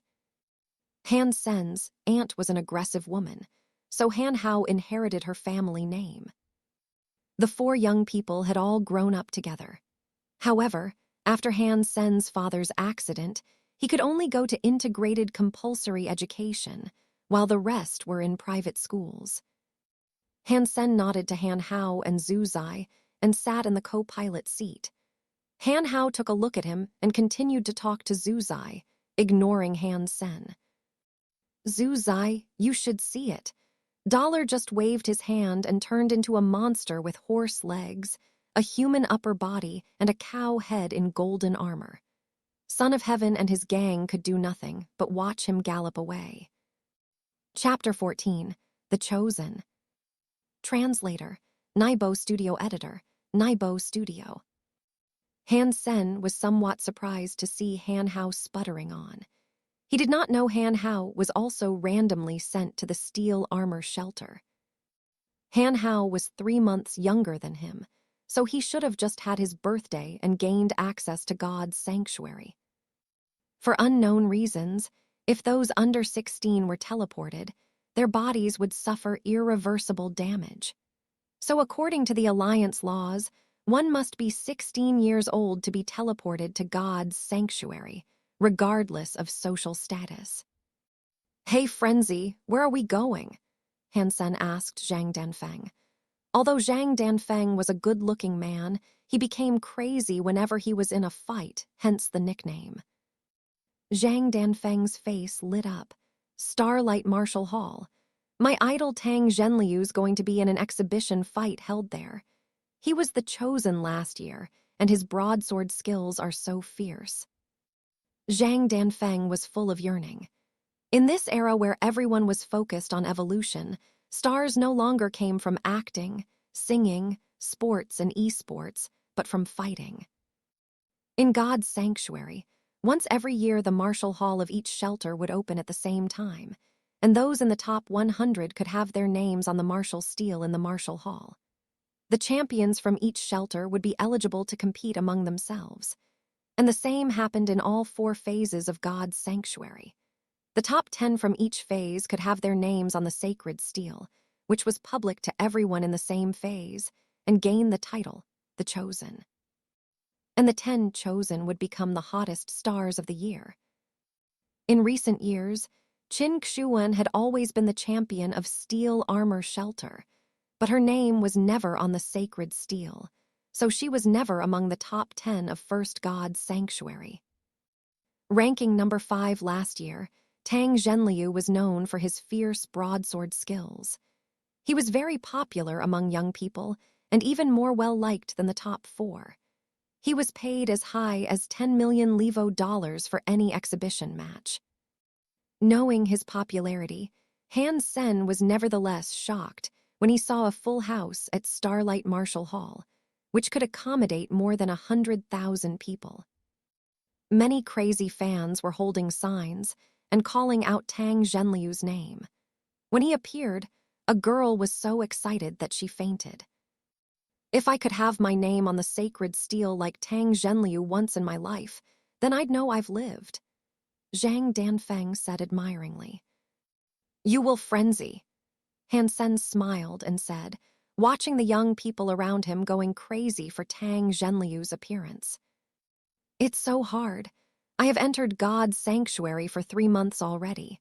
Although I bought some primitive flesh and a primitive beast soul, it's still difficult for me hunt any mutant creatures. If I could buy a mutant beast soul, it would be much easier. But even if I had the money, people wouldn't necessarily sell their mutant beast souls. Zhang Danfeng shook his head with a wry smile. Han Sen thought to himself regretfully. The only thing that could be brought from God's sanctuary to the real world was a beast soul, while it can only be used but not traded there. Otherwise, I could produce mutant creatures and would gain some mutant beast souls eventually, which could be really helpful to Frenzy. Ha, then I have better luck than you, Danfeng. I just entered God's sanctuary and have already gained a mutant beast soul. Such a pity you are not in steel armor shelter, or else we could hunt together and I could help you, Han Hao said proudly. You've gained a mutant beast soul already. Tell the truth, did you hunt it or pay for it? Zhang Danfeng cried, staring at Han Hao. Of course I hunted it myself, Han Hao said loudly. Han Sen laughed to himself. Since he was a kid, Han Hao had always raised his voice when he lied. His parents probably bought him the mutant beast soul with an enormous amount of money. The cheapest mutant beast soul would cost millions, and good ones tens of millions. So that's why his relatives were after the old house. It was a huge expense for them. Although the company had earned a lot of money, they had probably spent it all by now. Tang Zhenliu was indeed awesome. Although it was just an exhibition fight, his broadsword skills were so swift and fierce that his broadsword almost became invisible.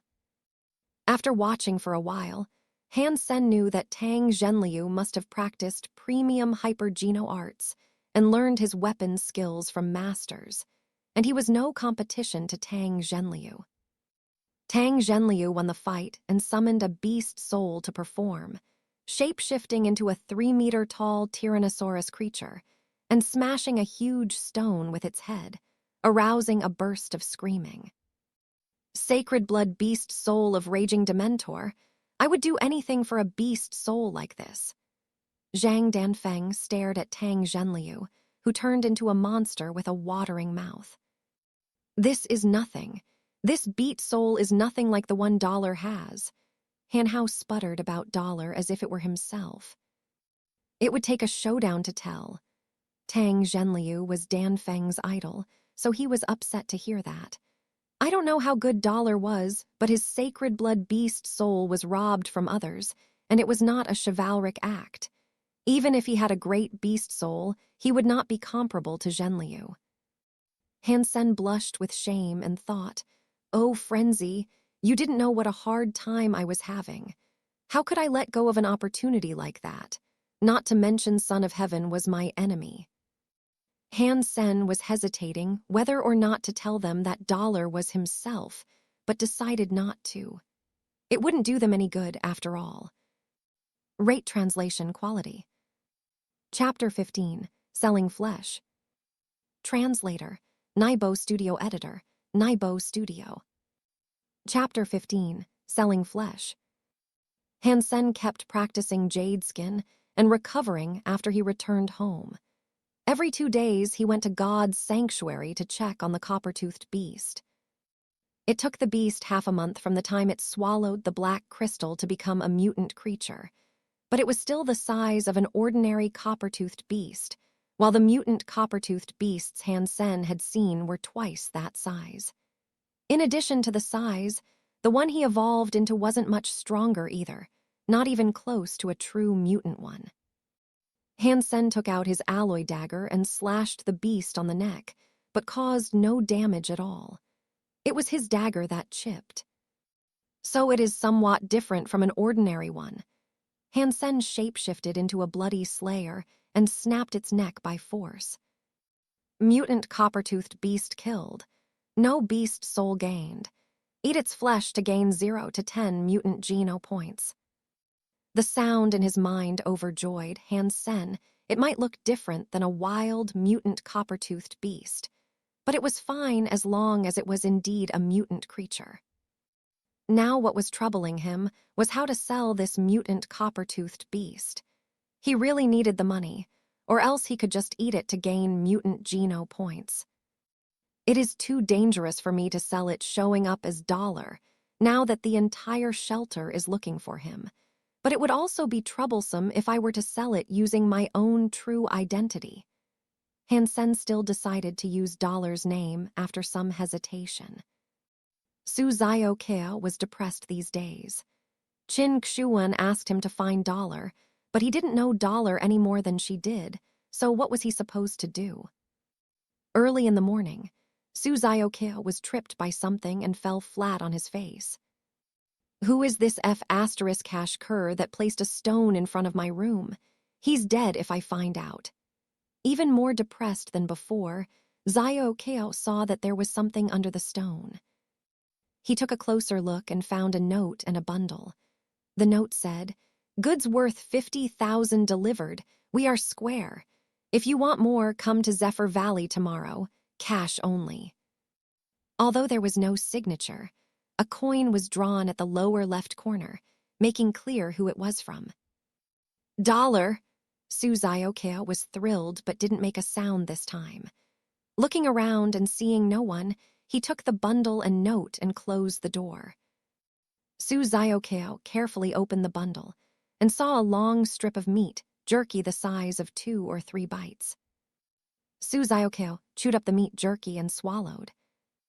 Mutant copper-toothed beast flesh eaten. 1 mutant Geno point gained. The voice in his mind surprised Zio Keo. Mutant copper-toothed beast flesh. So it was hunted by Dollar. He must have more now that he asked me to bring cash to Zephyr Valley. Thinking of this, he got even more excited that he could bring Qin Xuan's message to Dollar and buy mutant flesh from him at the same time.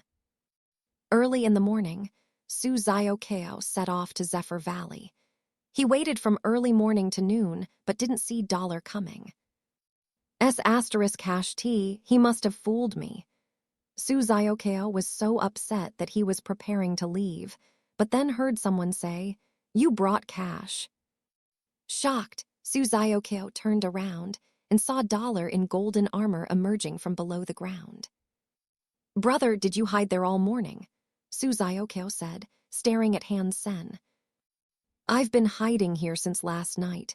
You know what's going on right now, and I have to be careful," Han Sen said casually. "I admire you, Dollar, but you really have nothing to worry about. I'm so grateful you would sell me mutant flesh and would never betray you." Su Zio Keo gave Han Sen the thumbs up. It was incredible that he could stay underground for the whole night and the entire morning. It must have been so uncomfortable. "Cut the crap. Did you bring the money?" Han Sen pulled out another bundle from the pit where he was hiding and placed it in front of Zio Keo. Su Zio Keo looked inside the bundle, which was full of the same meat jerky he had eaten yesterday. There must have been more than 5 pounds of it. He excitedly asked, "Dollar, did you make all this from the mutant copper-toothed beast?" "Yep, an entire mutant copper-toothed beast is right here. 2 million and no bargaining," Han Sen said. "Well, 2 million is fine." Su Zio Keo handed 2 stacks of 10,000 notes to Han Sen, but doubted whether the entire beast was really there, as there should have been more meat. Han Sen noticed his doubt, took the money and said, "This meat jerky is made in traditional ways, so it shrank a bit. Rest assured that the whole beast is here." Han Sen made the copper-toothed beast into meat jerky, so that no one would wonder why the beast was so tiny. Of course I trust you.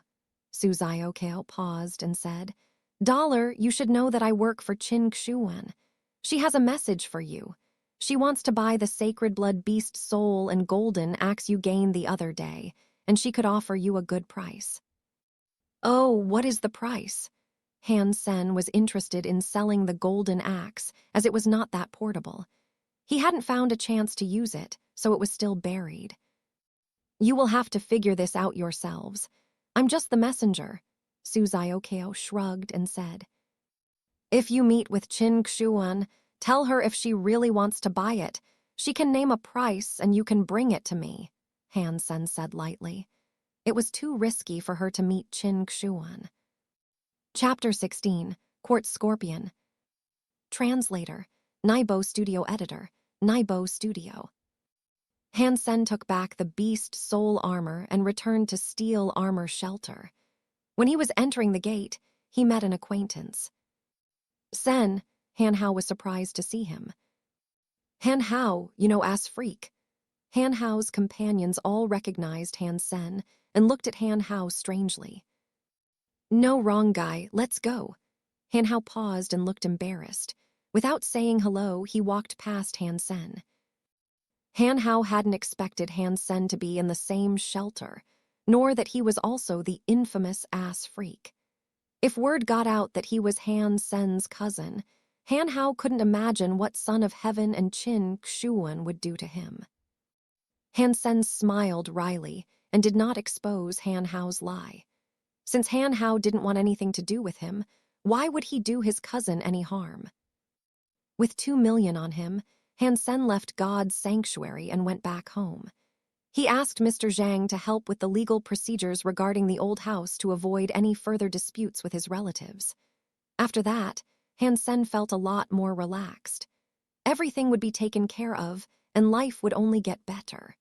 When he earned more money, Han Yan could go to a private school, where she could get a much better education than he did. In some elite schools, she could even learn hyper-geno arts and have a much better start.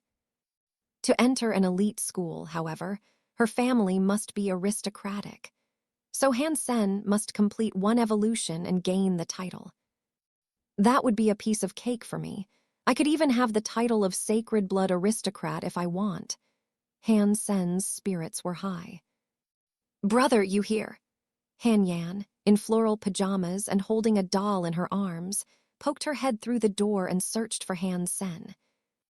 Seeing Han Sen sitting on the bed, she ran over and leaned against him with the doll.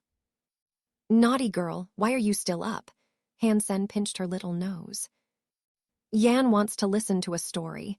It's been forever since you told me stories, and I've missed you so much since you've been gone. Han Yan looked at Han Sen with watery eyes. Han Sen sighed secretly.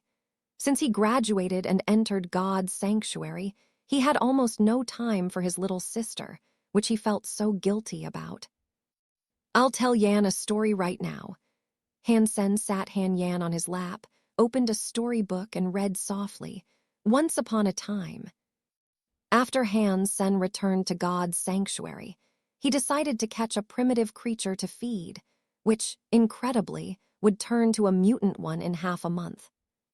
But Han Sen was more curious to know how long it would take for it to become a sacred blood creature, which is what he needed most. It was still relatively easy to hunt a wild, mutant creature, but almost impossible to hunt a sacred blood one. Take the bloody slayer, for example. He could never have killed it if it weren't already severely injured by Son of Heaven. The moment Han Sen left his room, he was pulled away by someone.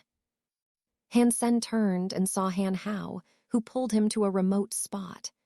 After confirming there was no one nearby, Han Hao said, How did you cause such trouble?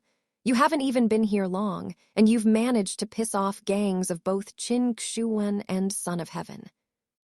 I didn't mean to, Han Sen said casually. I do not care.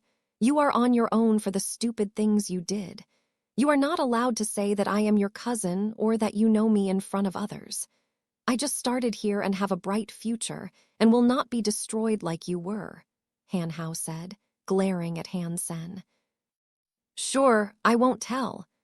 Han Sen knew his cousin had been looking down on him since he went to integrated compulsory education, and there was no way he would support him under these circumstances. Of course, he was not obligated to either. That's settled then. Don't say you know me, Han Hao told Han Sen once again before leaving, fearing that someone might see them together. Han Sen left Steel Armor Shelter and went all the way into the mountains. He didn't plan to hunt copper-toothed beasts anymore, as he had had enough of their meat and would no longer gain primitive Geno Points from it. It was another primitive creature that he was going after. He could eat several and also bring back a living one to evolve. Han Sen had chosen a place called Barathrum Cave for hunting this time. It was a remote cave in the mountains where primitive creatures, quartz scorpions, lived. Because it was so dark and narrow in Barathrum Cave, even with lighting equipment, sometimes it was still difficult to see quartz scorpions hidden in rock tunnels. If stung by these scorpions, it would take a mere 3 to 5 minutes before someone who had maxed out on primitive Geno Points would be poisoned to death. Therefore, few people would choose quartz scorpions as their targets. With black beetle armor, however, Han Sen wasn't risking much, as it was not likely that quartz scorpions could get to him. His chose quartz scorpions because, first, it was easy to hide himself from the public in the cave. And second, a quartz scorpion was only the size of a fist, so it would be easy for him to carry their bodies back, unlike the large prey which were hard to transport. Third, if he happened to gain the beast soul of a quartz scorpion, he would also make a fortune, as it was a weapon like a military knife which was poisoned and incredibly sharp. As a primitive beast soul, its price was almost as high as a mutant one. At the mouth of the cave, Han Sen made sure he was alone and summoned his armor, entering Barathrum Cave prepared. As modern lighting equipment didn't work in God's sanctuary, Han Sen brought a self-made torch, with which he could only see several feet in front of him. With mica in the rocks reflecting the light, he could hardly see the hidden scorpions. Clank. Han Sen soon felt a hit on his foot. He looked down and saw a deep blue scorpion the size of his fist stinging him on the feet with its tail. Chapter 17. Unexpected Encounter. Translator, Naibo Studio Editor, Naibo Studio. Fortunately, Han Sen's feet were also wrapped in armor, and the scorpion tail couldn't hurt him at all. Han Sen stepped on the quartz scorpion and crushed it. Primitive creature quartz scorpion killed. No beast soul gain. Eat the flesh of quartz scorpion to gain 0 to 10 primitive Geno Points. Han Sen picked up the dead scorpion, put it into a prepared bag, and walked further into the cave with the bag on his back. Protected by the black beetle armor, Han Sen killed all quartz scorpions he saw on the way, and there were nearly 100 scorpions in his bag after he had walked for an hour. Georgie Porgy, Pudding, and Pie kissed the girls and made them cry. When the boys came out to play, Georgie Porgy ran away. Han Sen collected the dead scorpions as he was humming a nursery rhyme. His mother had to work to support their family, and he was the one who took care of Han Yan. That's why he was used to humming nursery rhymes. Dollar. Han Sen heard the other name he had given himself when he was on a spree. Shocked, he peered in the direction where the voice came from. In the cave sat a woman in her 20s leaning against stalagmites, looking at him surprised. Qin Xuan, Han Sen exclaimed. Not expecting to see this woman here, Han Sen turned around to run. Since he had stabbed her in the rear, he had had nightmares about it. Don't go. I don't care about the grudge between you and Son of Heaven. And even if I wanted to look for trouble, I wouldn't be able to, Qin Xuan quickly said. Han Sen paused and looked back at Qin Xuan, whose ankle was swollen and badly bruised. Clearly, she had been stung by a quartz scorpion. It suddenly hit Han Sen that Qin Xuan must have so many treasures on her since she had been in steel armor shelter for years, and wished to evolve with the maximum sacred Geno Points. She must have sacred blood beast souls and very many mutant beast souls. At this point, she was injured, and it looked quite serious. She had so many Geno Points that the scorpion poison might not kill her, but her ability to fight surely had suffered, or at least she couldn't move her injured leg. Although I was the one who stabbed her, she hit me back right away and has been ruthless to me ever since. If I could blackmail her right now, that would be some compensation for my suffering these months, Han Sen thought, leering at Qin Xuan. As if she could see through him, Qin Xuan summoned a beast soul in the shape of a purple butterfly, which turned into a purple dagger in her hand. "You know the name of this dagger?" Qin Xuan asked him with a smile. "I don't." Han Sen noticed the gleam of the dagger, but she couldn't have summoned it for its beauty. It must be at least a mutant beast soul and even possibly a sacred blood beast soul. "This dagger is the beast soul of a malicious butterfly, and it is envenomed with strong poison. You decide if your armor could block my dagger." Qin Xuan was still smiling. Qin Xuan couldn't see Han Sen blushing because his armor blocked his face. "You worry too much. We just met and have no hard feelings between us whatsoever. Why would I try to hurt you?" The sacred blood armor might not have been able to block the sacred blood dagger. Han Sen would not take the chance. Besides, they weren't really enemies either, as Qin Xuan didn't do anything more than make a few threats. It was Son of Heaven and his gang that really bullied him. Qin Xuan smiled and took back her dagger. "I can't move. If you can take me out of the cave safely, I will pay you a generous reward." "How come you came here alone?" Han Sen asked, not agreeing straight away. He was curious how Qin Xuan was able to come this far when there was no trace of quartz scorpions being hunted on the way. "Originally, I wanted to kill a mutant quartz scorpion, but it was more cunning than I thought. It started to attack me, leading other scorpions when my incense was about to burn out, so that I couldn't leave the cave. The primitive scorpions no longer feared me when the incense was gone. I was able to fight them off but was stung by a mutant quartz scorpion. So now it's even less likely that I can leave here." Qin Xuan looked at Han Sen and said, "Didn't you barter with Su Xiaokao for money? Take me out and I'll offer you that." "You were stung by a mutant quartz scorpion." Han Sen looked at her, horrified. "If it was just a sting by a primitive quartz scorpion, I wouldn't have asked for help," Qin Xuan said casually. Han Sen now knew it was incense that kept the quartz scorpion's sway from Qin Xuan, and she thought that he must have used the same method. What she didn't know was that he had killed all quartz scorpions on the way out. If she had known, she would have walked away herself. "Did you not kill the mutant scorpion?" Han Sen asked again. "Yes, but I did not get a beast soul. No one could get the flesh either, as it's full of scorpions out there," Qin Xuan said. "I'll take you, not for money but for a mutant beast soul." "You are too greedy." Qin Xuan glanced at him. "Miss Qin, for you, a mutant beast soul is nothing. Is your life not worth it?" Han Sen said. "All right then." Qin Xuan looked at Han Sen earnestly. "Amazing. You have a deal, miss." Han Sen walked farther into the cave. Chapter 18, Mutant Creature. Translator, Naibo Studio Editor, Naibo Studio. "What are you doing?" Qin Xuan frowned. "I'll take you out after picking up the corpse of the mutant quartz scorpion you killed." Han Sen continued to go inside. "There are so many scorpions there. Don't you need incense?" Qin Xuan looked at Han Sen, puzzled. "Why do men need incense?" Han Sen came back with a giant blue scorpion about a foot long in his hand. Qin Xuan sighed after looking him up and down. "I was tricked by you. You have already killed all the quartz scorpions out there, haven't you?" "Smart girl." Han Sen poured the dead scorpions from his bag, which soon piled into a heap.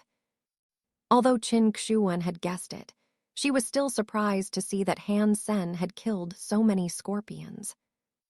Han Sen put the corpse of the mutant scorpion in his bag first before he started to fill it with primitive scorpions.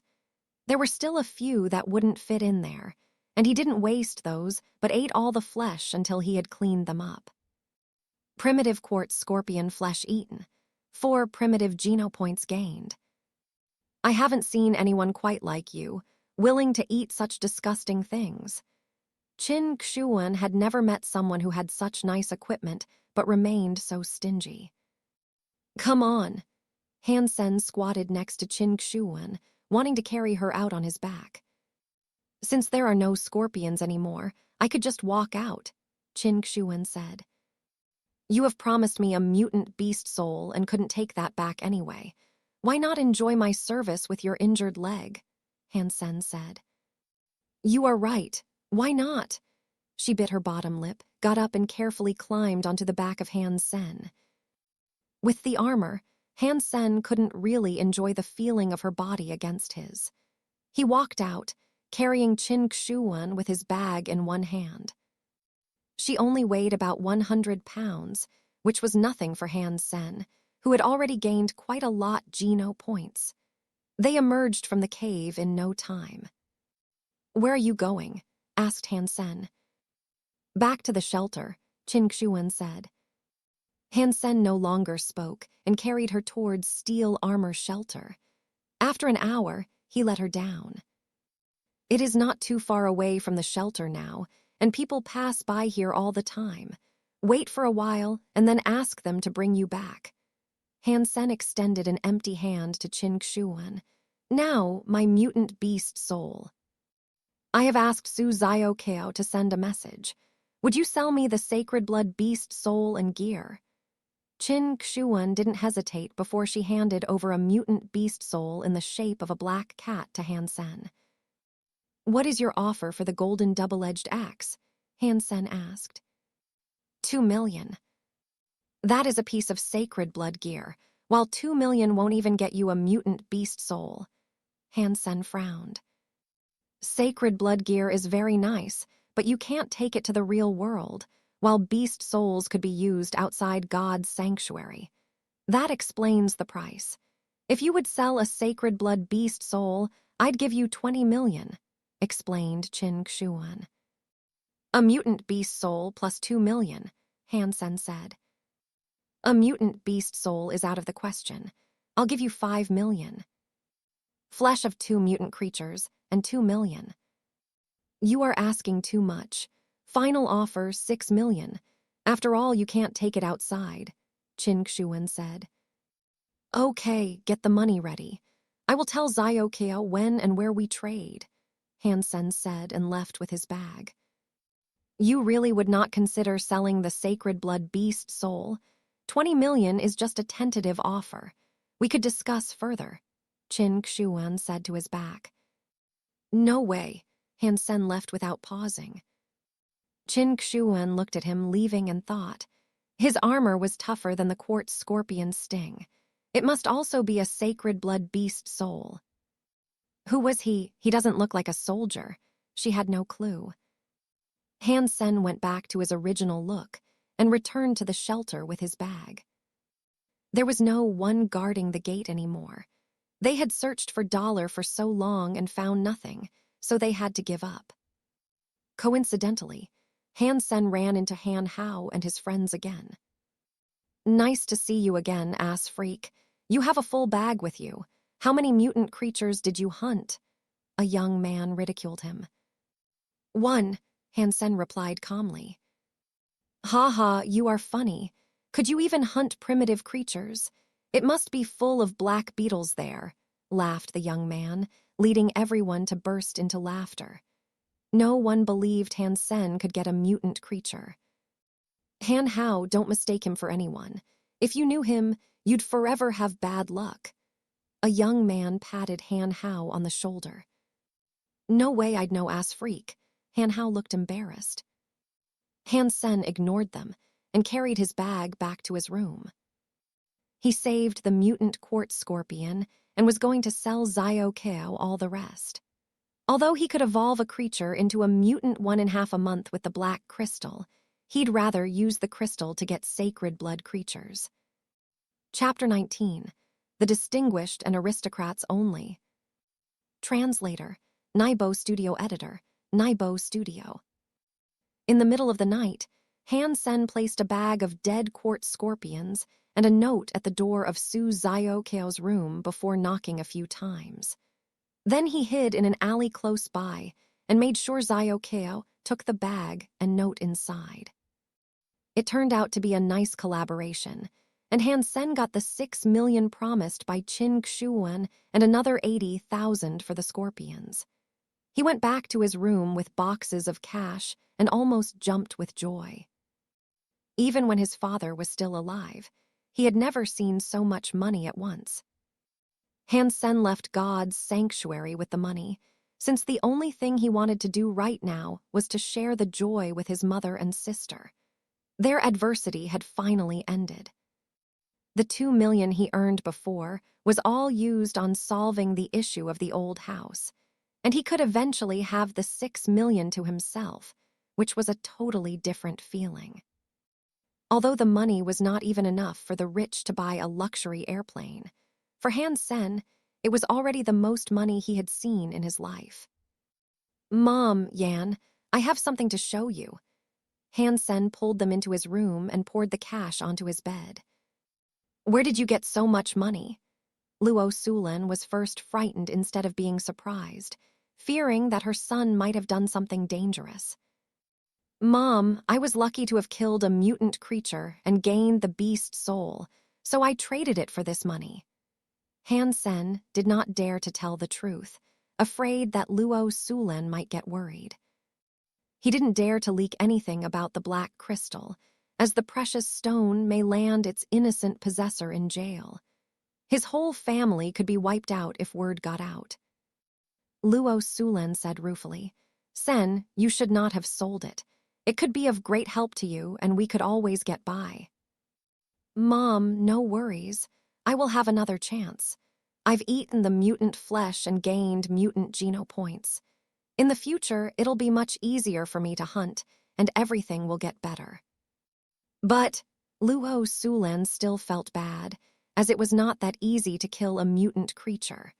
For ordinary people, it would be great luck to hunt one, just like winning the lottery, so there may never be a second time.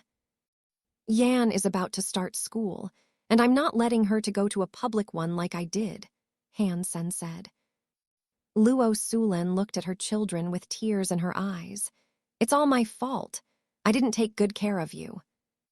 "Mom, you are a great woman, and you were the one who raised us. Let me contribute a little as well." Han Sen picked up Han Yan. "Yan, let's go out to eat. You can have whatever you want today." Han Yan's face lit up. "I want to eat sapphire ice cream." "Sure, let's go have sapphire ice cream." Han Sen pinched Han Yan's small nose. "Sapphire ice cream is too expensive. You don't need to splurge with the money. Save it to buy some meat." Just once, Han Sen went out, holding Luo Sulan's hand. "Don't tell others you have hunted a mutant creature or you sold a mutant beast soul. I don't want anything bad to happen to you," Luo Sulan urged her son. Since Han Sen's father had the accident, Luo Sulan had changed. She no longer wanted Han Sen to be in charge, but just to be safe. "Mom, relax. I will not say a thing. You keep the money and decide what to do with it." Han Sen went out of the house holding his sister with one hand and his mother with the other. Sapphire ice cream was famous throughout the Alliance and was also very expensive. Even the cheapest type cost more than 10,000. Their neighbors' kids were always having sapphire ice cream, and Han Sen also had tried it a few times when he was younger. However, when Han Yan was born, they were already bankrupt, so they couldn't afford such luxuries anymore. Having the impression that the ice cream was delicious, Han Sen could no longer remember what it tasted like. When the three came to Sapphire, all the seats were taken, and there was a long line to buy ice cream. "Let's go upstairs." Before Han Sen entered the store, He saw through the window that the second floor was almost empty, so he thought the ladies could go upstairs and have a seat while he would stand in line alone. At the stairs, he was stopped by a waiter. "I am sorry, you cannot go up," the waiter said. "Why, aren't there any seats upstairs?" Han Sen frowned. Contemptuous and impatient, the waiter pointed to a notice on the wall. "You should have heard about our rule even if you have never had our ice cream before." Han Sen looked at the notice, which said, "The distinguished and aristocrats only," and understood what he was referring to. So the second floor was an area exclusively for people with privileges, and ordinary people weren't even allowed to enter. No wonder the second floor had much better decorations, yet was so empty. "We don't need to sit down. We'll just wait here and you go get Yan ice cream," said Luo Sulan, trying to spare Han Sen. "I'm going." Han Sen smiled and went to the back of the line. He seemed to be indifferent, but was suddenly possessed by an aspiration. "What's so special about the distinguished and aristocrats? Soon I shall have it all and more. The stupid notice will never get in my way again." There still were no empty seats when it was his turn to buy the ice cream, so Han Sen had to order takeout. Before leaving, he took another look at the notice. The distinguished and aristocrats only. Chapter 20. Her. Translator. Naibo Studio Editor. Naibo Studio. The next morning, Han Sen was on the train going to the teleport station, with many passengers sharing his destination. Most people could not afford a teleport device, so they had to enter God's sanctuary using a public teleport station. Today, the conductor seemed to be in a bad mood. While Han Sen was deep in thought about what to do in God's sanctuary, a violent shake of the train left everyone who was standing falling to the sides. Since he wasn't paying attention, Han Sen also involuntarily staggered a few steps forward and fell on something soft. Subconsciously wanting to seize something to regain his balance, he felt strange because what he was holding onto was even more soft and tender. Then he found that he had bumped into a woman in military uniform, and his hands were on her chest. "Bastard!" The woman scowled and elbowed him fast and hard. If she were to succeed, Han Sen would have lost half his face. He subconsciously raised an arm to block the hit, felt a strong hit on his arm, and involuntarily stepped back several steps. The woman turned around and viciously stared at Han Sen. She exclaimed with just one look, "You, ass!" "Qin Xuan." She didn't finish her sentence, but Han Sen cried in fear. This woman in uniform happened to be the woman from whom he had gotten the nickname Ass Freak. Han Sen did not expect Qin Xuan also to be on Roca Planet, and it seemed that she had enlisted in the army. Being in the military was nothing uncommon in the Alliance, as all legitimate residents of the Alliance needed to serve at least 5 years when they turned 20. When Han Sen turned 20, he would also become a soldier, if there were no special reason for him not to serve. Qin Xuan recognized Han Sen, but didn't initiate a fight. She just looked at him with a cold and slightly disgusted look. Han Sen thought ruefully, "She must think I'm a pervert now. I don't even blame her. I did stab her in the bottom, and now, if I were her, I'd assume the same.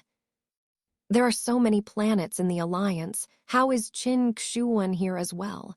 And what are the chances that I would meet her and did this to her?" Han Sen thought plaintively. There was no way around it. He would have to let the situation play itself out. In the Alliance, wounding others was not allowed. Qin Xuan did not want to make a scene, so she just glowered at him and didn't move further. Han Sen had goosebumps from her staring and immediately got off the train once he reached the teleport station. To his surprise, Qin Xuan followed behind him. "Dogs can't help from eating sh*T.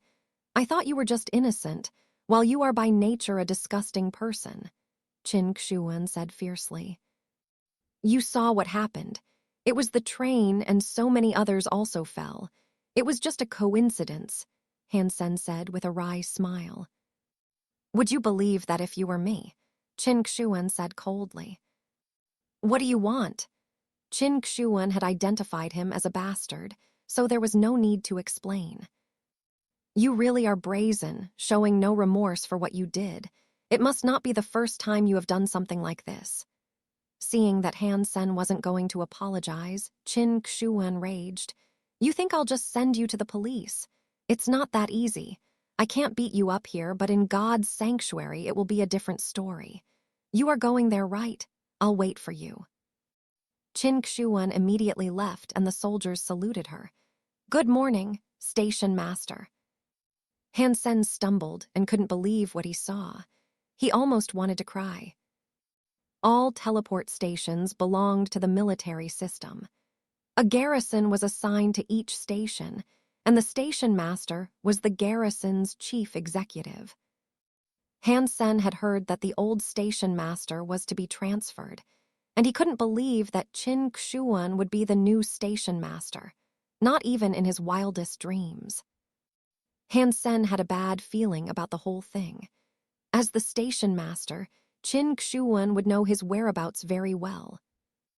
And it wasn't even possible for him to use a different teleport station. There are 3 public teleport stations on planet Roka, but the other 2 were too far away, and he couldn't waste 2 days on traveling. Han Sen entered God's sanctuary when Qin Xuan went to her office. He decided to wait until she left the shelter before he teleported back home. Han Sen gave Qin Xuan no chance to intercept him. Taking some meat jerky made from the mutant scorpion, Han Sen left steel armor shelter. Did I use up my luck when I found the black crystal? Han Sen thought, depressed. He did not go far before seeing Son of Heaven and his gang standing outside the shelter chatting. Han Sen wasn't interested in meeting up with them and went the other way. However, Luo Tianyang called him from behind. Ass freak, come here. Reluctantly, Han Sen had to turn around toward Luo Tianyang, perplexed. I'm calling you. Come here and you'll get lucky. Luo Tianyang waved to him, smiling maliciously. There is no need. I'm not strong. I can only deal with ordinary creatures and can't even fight primitive creatures. I am afraid I cannot help you. Han Sen knew it was never good when Luo Tianyang called him. Cut the crap. Do you want a beating? I said come. Luo Tianyang gazed at Han Sen with his face dark. Chapter 21, Underground River. Translator, Naibo Studio Editor, Naibo Studio. In addition to Han Sen, Son of Heaven and his gang were also joined by a few thugs they paid to come along. The group left steel armor shelter and marched into the mountains. Although they expected nothing good to happen, they still wanted to take the chance for the sake of the generous reward. In the past, if Han Sen had not been blocked by Qin Xuan and Son of Heaven, he might also have risked his life for the bounty. Now Han Sen had no reason to take such risks, but it was clear that Son of Heaven and Luo Tianyang wanted to use him as a stepping stone, which made him want to kill them both. Han Sen quietly followed them, guessing what they were about to do. When recruiting people, the gang had said they were hunting a mutant creature, and it was only because there were also many ordinary and primitive creatures that they needed more hands. Han Sen, of course, couldn't take this seriously. To kill a mutant creature, the regular gang was more than enough. The dozen people around Son of Heaven could all kill a mutant creature on their own, let alone Son of Heaven himself. The extra hands were completely unnecessary, according to their story. Luo Tianyang and others casually killed the creatures they encountered along the way, and gave the meat to the hired people casually, which made everyone quite happy. The group had been going for 6 or 7 days, and the gang still had no intention of stopping. On the 8th day, they halted at a mountain pass. Very far from the shelter, there was no human activity. They encountered many different creatures. Son of Heaven and his gang had killed a lot of primitive animals on the way and kept some of the flesh as food. It seems that we are almost there. What on earth are they up to? Han Sen had not heard anything, but judging from the grave look on their faces, this couldn't be a simple operation. They rested for a day at the campsite and crossed the mountain pass the next morning. After hiking a dozen miles, they saw a gap in the canyon so deep and dark that no one could see the bottom. Everyone lit a torch. The gang sent the hired people as the vanguard and followed them into the gap. The hired ones all knew it was time to put their life on the line, so they were dawdling. "Why are you going so slowly, bitches? Do you still want the rest of the money?" Luo Tianyang whipped a few people in the back and shouted. The thugs could only speed up going down. Han Sen was among them. It was not too difficult to walk down, and nothing happened along the way until they reached the bottom. The thugs were relieved and started to talk and laugh again.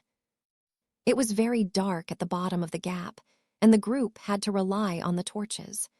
There was an underground river running through the huge space. "Cross the river and go into the cave on the other side."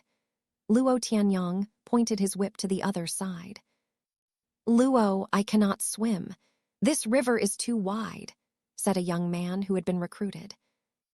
"Who told you to swim? We have inflatable boats. Just row across." Luo Tianyang opened the parcel on the back of his mount, and there were indeed inflatable boats in there. After they inflated the boats, each one could sit 4 to 5 people. The group started to row the boats across. The speed of the water was not fast, and there was no risk of being rushed downstream. 2 boats soon reached the center of the river. All of a sudden, with a splash, a dark creature emerged from the water with half of its python-like body exposed. Its body was wider than a bucket and covered with shiny black fine scales. Its mouth was so large that it could fit a cow. But it wasn't a cow that was swallowed, rather someone on the boat. The giant body then put its full weight on the boat, which exploded with everyone on it falling into the water. Everyone was shocked and trying to row the boats back. Those who hadn't gone on the boat just dropped their boat and started to run back. With a glint of cold steel, the 2 running the fastest were beheaded by Luo Tianyang and another gang member. Luo Tianyang pointed the knife with blood on it at the rest and cried ruthlessly, "There is but one monster, so whoever reaches the other side can live. And I'll kill anyone who took the money and tries to run away. To live or to die, it is up to you." Everyone was intimidated by Luo Tianyang's vicious act and started to row towards the other side. "Assholes, you just want to feed the monster with humans," Han Sen cursed in his heart. Those who fell into the water before were trying to swim to the other side, but were suddenly pulled into the water by something. It was so dark that no one saw what happened to them, but their fate could be imagined from the thick scent of blood. The hired boys dared not move forward, and Luo Tianyang used his knife again to force them. They didn't want to stay in the river, so they had to row hard. Han Sen lit the surroundings with his torch while rowing the boat. In case the monster came out of the water, he had to summon Sacred Blood Beast soul armor at once to save his life. The monster again collapsed a boat, and everyone on it was screaming. Then what could be heard was only the waves rolling. "Row harder if you want to live." Han Sen yelled at the 2 on the boat with him who were petrified as he was rowing his heart out. King heartless bastards," he swore quietly. The 2 men were revived by Han Sen's shout and started to row desperately. From time to time, there were screams and splashes. Countless men must have been buried in the snake belly. Chapter 22, Broken Egg. Translator, Naibo Studio Editor, Naibo Studio. There was no doubt that this giant snake was a sacred blood creature. Aquatic creatures were hard enough to kill, let alone a sacred blood creature. With his normal gang, Son of Heaven didn't even dare to hunt it, but was only trying to fill out the group so that they could safely reach the other side. Han Sen took a look at the other side as he was rowing. After they passed the middle of the river, the torch could light up the other side a little bit. Since Han Sen had started to practice jade skin, his body function seemed to get a lot better. Vision was also a lot stronger than before, and he seemed to have gained night vision as well. Now he could clearly see a cave 6 to 9 feet wide on a cliff. Although there was no path, the cave must have been the gang's destination. Han Sen was looking at the cave when he heard a loud splash. His heart sank as he saw the giant snake popping out of water less than 6 feet from their boat, its mouth moving towards the boat and its fangs showing. Without thinking, Han Sen jumped into the water and summoned his armor underwater. Like a fish, he struggled to swim across the river. The whole process of crossing the river was tragic. It wasn't clear whether the black snake was insatiable or just determined to kill humans, but only 2 boats reached the other side, and only 7 people lived. All the others were in the water and most likely dead. The snake didn't show up again. Son of Heaven, although the snake was a sacred blood creature, it was not intelligent. Now it is full, we should not have too much risk crossing, said Luo Tianyang, smiling. Go over. Son of Heaven gave the order, and the gang went over in 3 boats. As expected, the snake didn't attack anymore and they all landed safely. Continue. Luo Tianyang whipped the 7 survivors, who were forced to walk inside the cave, trembling. They regretted so much that they had coveted the bounty. What was money good for if they died here? But they did not encounter any other creatures along the way. In half an hour, they reached the end of the cave. At the end of the cave, there was a pool, and next to the pool was a gravel nest 30 feet wide. In the middle of the nest, there lay 2 eggs the size of ostrich eggs with black patterns. Son of Heaven was overjoyed. Haha, awesome. Eggs of sacred blood creatures, and there are 2 of them. Now my sacred Geno Points could go over 80. Even so, he did not lose his caution and winked at Luo Tianyang, who was equally excited. The latter understood immediately and forced the survivors to fetch the eggs. Trembling, they walked into the gravel nest and carried out the 2 eggs. However, before they were able to leave the nest, the pool started to bubble and bang. A huge snake head stuck out, the dark red snake eyes staring at the egg thieves. Damn, throw the eggs over, Son of Heaven shouted to them, but they were dumbfounded by the snake up close and did not reply him. Useless mother of asterisk cash curs. Son of Heaven scolded and summoned his red sword, running forward. The gang all summoned their weapons and followed him. Rushing in front of the survivors, Son of Heaven grabbed the eggs and ran towards the mouth of the cave. The snake was originally concerned about its eggs and didn't move.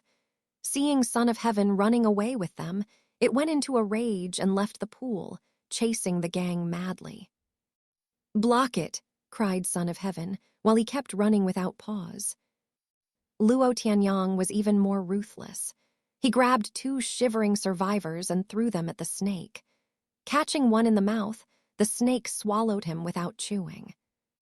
The rest of the gang all followed suit, using the survivors as human shields, which temporarily resisted the snake's attack. They took advantage of it and retreated. Son of Heaven ran fast, holding the 2 snake eggs.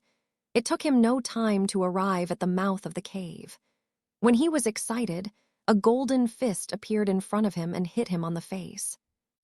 He hadn't expected someone hiding behind the cave mouth and was unprepared for the attack. Blood spilling and nose crooked, he fell back with his hand covering his face.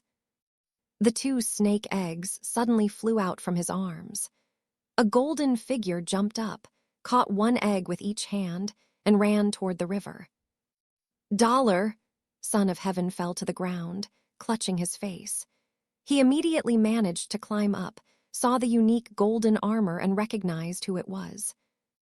After jumping in the water, Han Sen had swiftly swum to the shore in the chaos, and instead of going into the cave, he hid behind a boulder and waited until the gang entered the cave. He then followed them and watched. When he saw Son of Heaven running with the eggs, Han Sen gave him a hard punch and captured the eggs. Han Sen just regretted that his bronze crescent spear had been ruined by Zhu Longyan, or he might have been able to kill Son of Heaven with this secret attack. Han Sen reached the river and suddenly saw waves roaring. A huge, black-scaled snake appeared from the river. F*K, there is another one. Han Sen looked back and saw the other snake chasing the gang. Dollar, you are so F*Ked. Son of Heaven hated Dollar's guts and gloated that he was stopped by the snake. Han Sen quickly had an idea as the snake in the river glared at him. He pushed hard with his right hand secretly and then threw the snake egg at Son of Heaven. Catch! We will each keep one egg, and let's deal with the snakes together first. Who agreed to that? I will get both eggs and kill you. Thinking Han Sen was terrified, Son of Heaven sneered and caught the egg, but the egg broke when it hit him and the egg was all over him. Son of Heaven was stunned. Chapter 23, Obsidian Dragon. Translator, Naibo Studio Editor, Naibo Studio. Roar. The giant snake shrieked and rushed madly toward Son of Heaven, who was covered in egg, leaving Han Sen alone. Han Sen turned and ran with the remaining snake egg. Jumping on an inflatable boat, he desperately rowed to the other side without looking back. He still had an egg with him, and if both snakes decided to go for him, it would be no fun at all. Dollar, F*K your. Han Sen heard cursing from behind, followed by all sorts of human voices and the beast's roar. Han Sen went to the other side, jumped onto the shore and ran out of the big gap. Without a pause, he ran toward the shelter. After running for a while, Han Sen started to get uneasy. In case Son of Heaven and his gang escaped, they would definitely go for him, and he could by no means outrun their mounts. Han Sen decided to go into the forest and take a detour so that he didn't risk being caught by them. They had been in the shelter for years, and everyone was fit and had plenty of beast souls. Even though they were no match for the snakes, surely some of them could get away. It was best to be careful. That night, Han Sen found a corner to take shelter from the wind and got some firewood. Sealing the snake egg with a layer of mud, he put it on the fire and barbecued it. While cooking, Han Sen murmured, "Pure life, before you see this dirty world, let me handle the sin and send you back to heaven." Young obsidian dragon killed. No beast soul gained. Eat it to gain 0 to 10 sacred Geno Points randomly. Having barbecued it for a while, Han Sen heard the voice. So it was not a snake. Unfortunately, I didn't gain the beast soul, Han Sen thought greedily.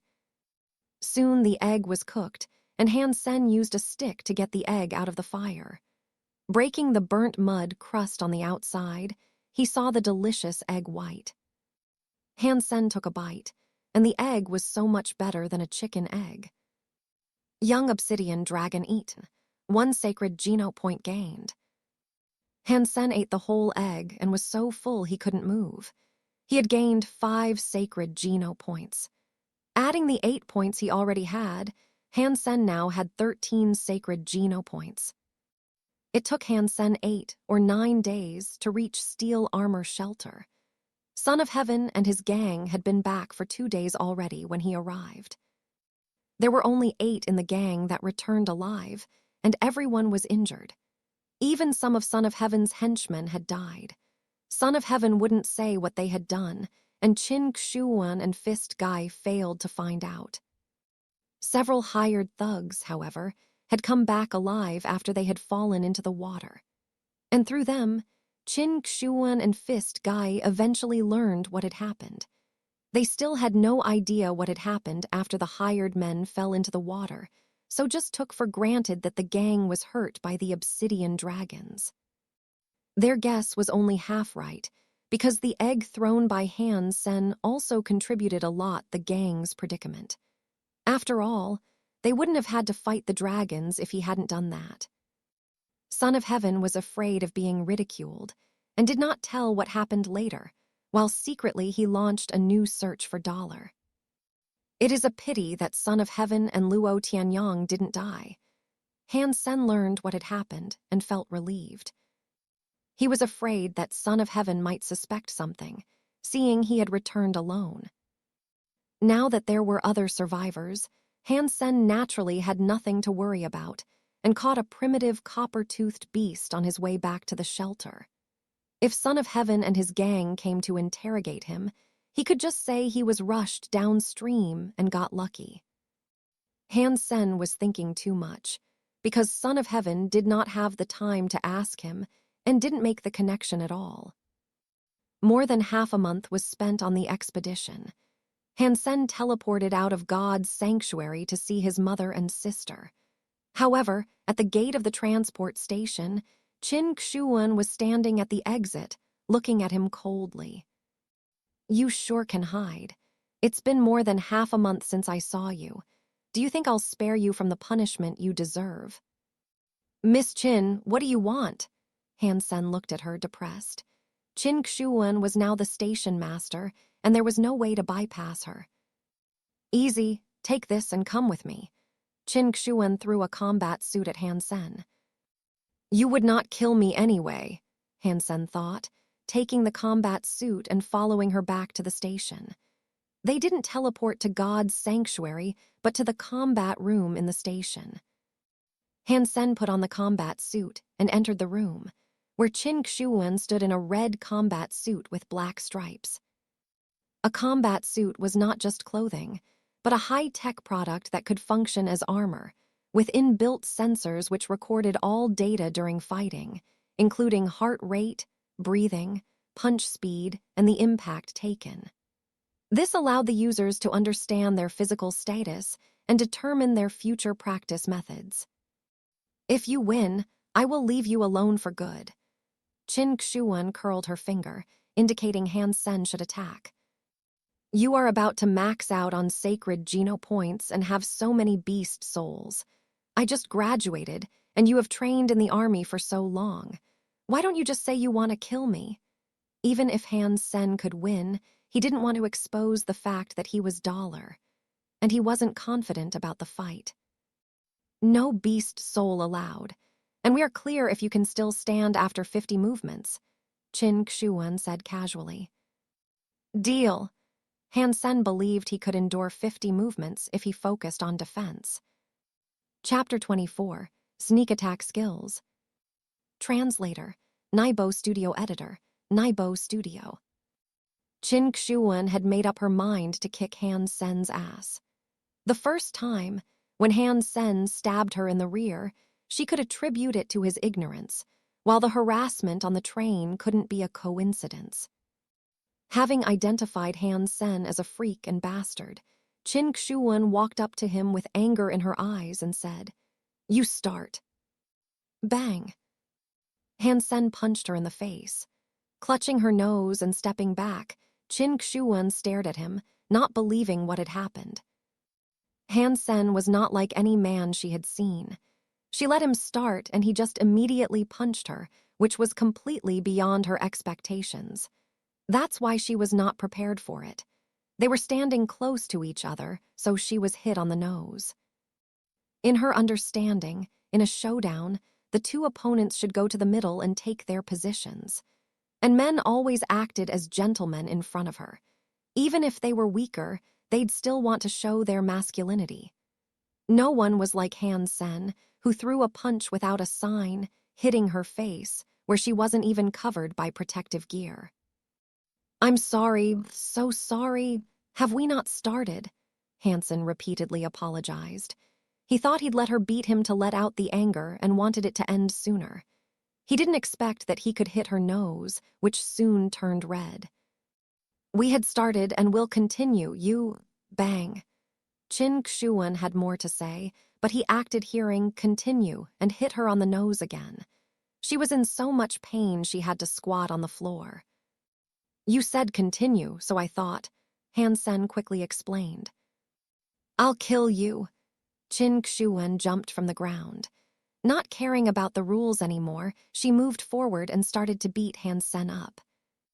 Resisting Qin Xuan's beating, Han Sen found his fighting skills were much weaker than Qin Xuan's, and he couldn't even play defense. He barely got through a dozen punches and was beaten down. Way less than 50. See you next time. Qin Xuan turned away, leaving behind Han Sen, who was wounded all over. Han Sen stood up with a wry smile on his face. Wearing a combat suit, he wasn't injured seriously. It was just some pain he would have to put up with. The worst part was he seemed to have enraged Qin Xuan even more. After Han Sen left the station to return home, Qin Xuan took a shower and was about to delete the video and data of the fight right away. She was the station master and the strongest woman in Steel Armor Sanctuary. There was no way she'd let people see the video of herself being punched in the nose by Ass Freak. Before deletion, Qin Xuan watched it again, and she was momentarily shocked. She thought that the reason she was hit was that Han Sen took advantage when she wasn't prepared.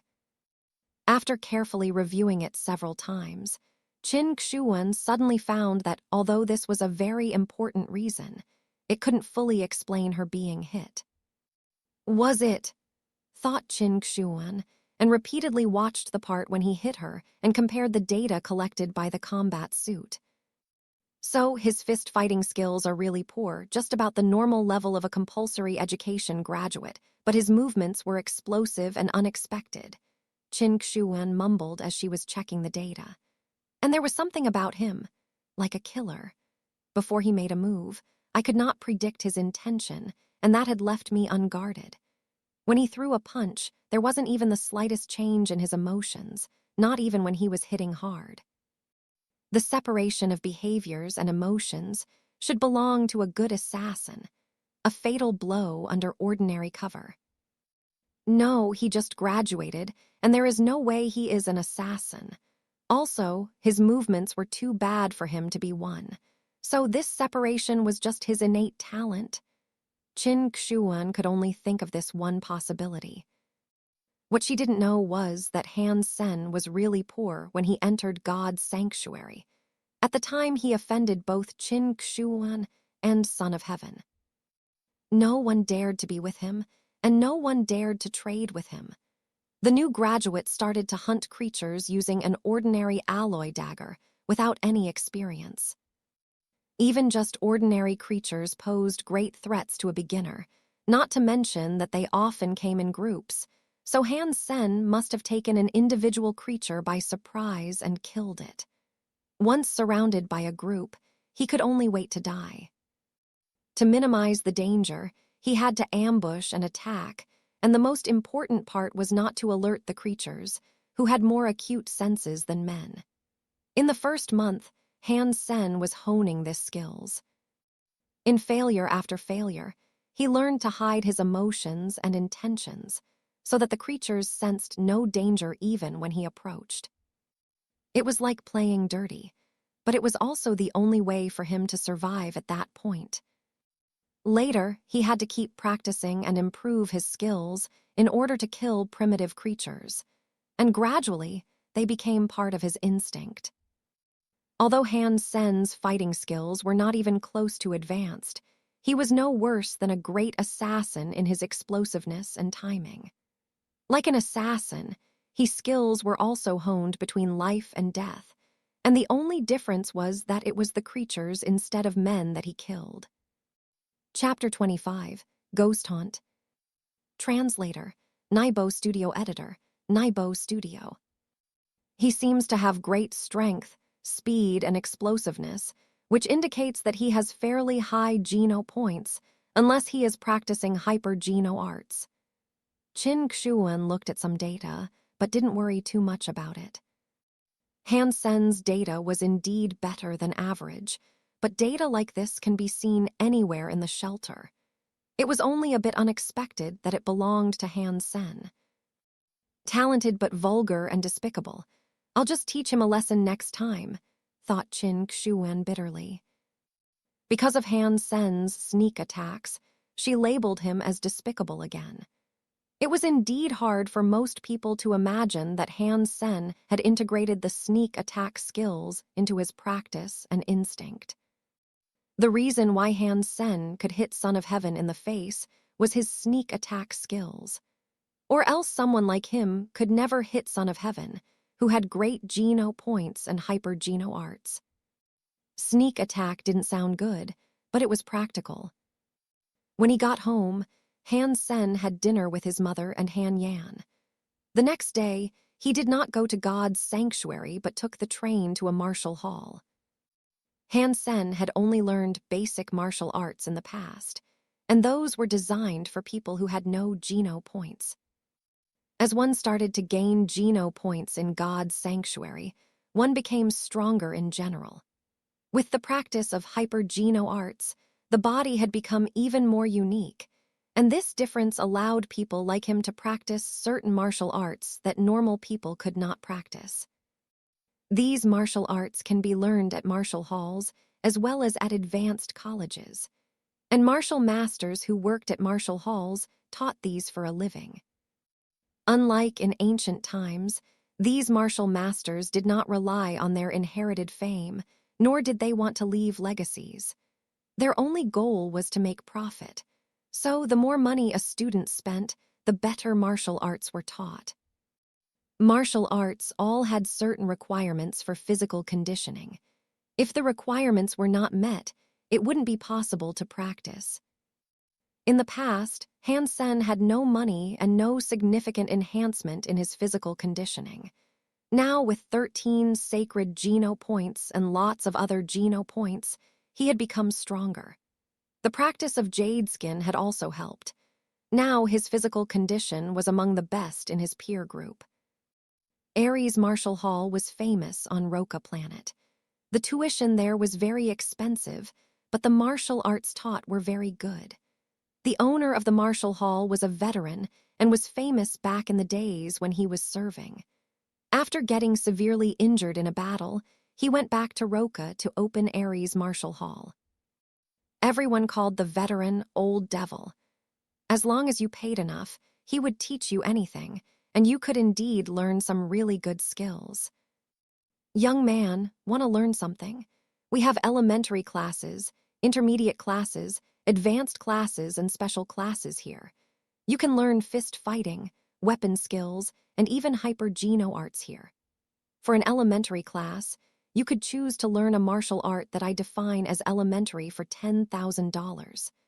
For an intermediate class, you could choose a martial art that I define as intermediate for $100,000. Advanced classes are each for $1 million, and special classes are each for $10 million. At these prices, I could guarantee a good learning outcome. Fellow, you look like you have a bright future ahead of you. Do you want to sign up for all special classes? All 12 martial arts for only $50 million. Old Devil looked at Han Sen with a greedy smile, like a dragon looking at gold. I would like to sign up for an advanced class to learn Ghost Haunt. Han Sen came here for a reason. His dad had learned from Old Devil and told him Old Devil has a great martial art called Ghost Haunt. Unfortunately, his dad's physical condition hadn't reached the required level for Ghost Haunt, so he couldn't learn it. He always had regretted that and asked Han Sen to learn Ghost Haunt when he grew up. Han Sen also heard from his father that Ghost Haunt was especially effective on women. Han Sen had once again offended Qin Xuan, and it didn't look like she would let it go easily. Not willing to be bullied by her, he thought of his father's words about Old Devil and Ghost Haunt and wanted to take the opportunity. After all, $1 million was a piece of cake for him right now. Although Ghost Haunt is among the most advanced, its requirements were even higher than those of special classes. You must at least max out on mutant Geno points to stand a chance. How fit are you? Old Devil looked at Han Sen in surprise. No one had chosen Ghost Haunt in a while because of its high entry barrier. You can test me to see if I can meet the standards. Han Sen was not sure whether he would pass either. Technically, with 13 sacred Geno Points, he should be more fit than those who had maxed out on mutant Geno Points. 10,000 test fee for a physical fitness test. Old Devil placed a card reader in front of Han Sen. Han Sen took out his credit card and paid 10,000, and Old Devil was quite pleased by his generosity. After scanning and testing in a dozen instruments, the test result was out, which slightly surprised Old Devil. Your physical fitness is very good. You must have almost maxed out on ordinary, primitive, and mutant Geno Points. Can I learn Ghost Haunt? Han Sen gave no reply, as his mutant Geno Points were less than 10, and sacred Geno Points and Jade Skin would explain his fitness.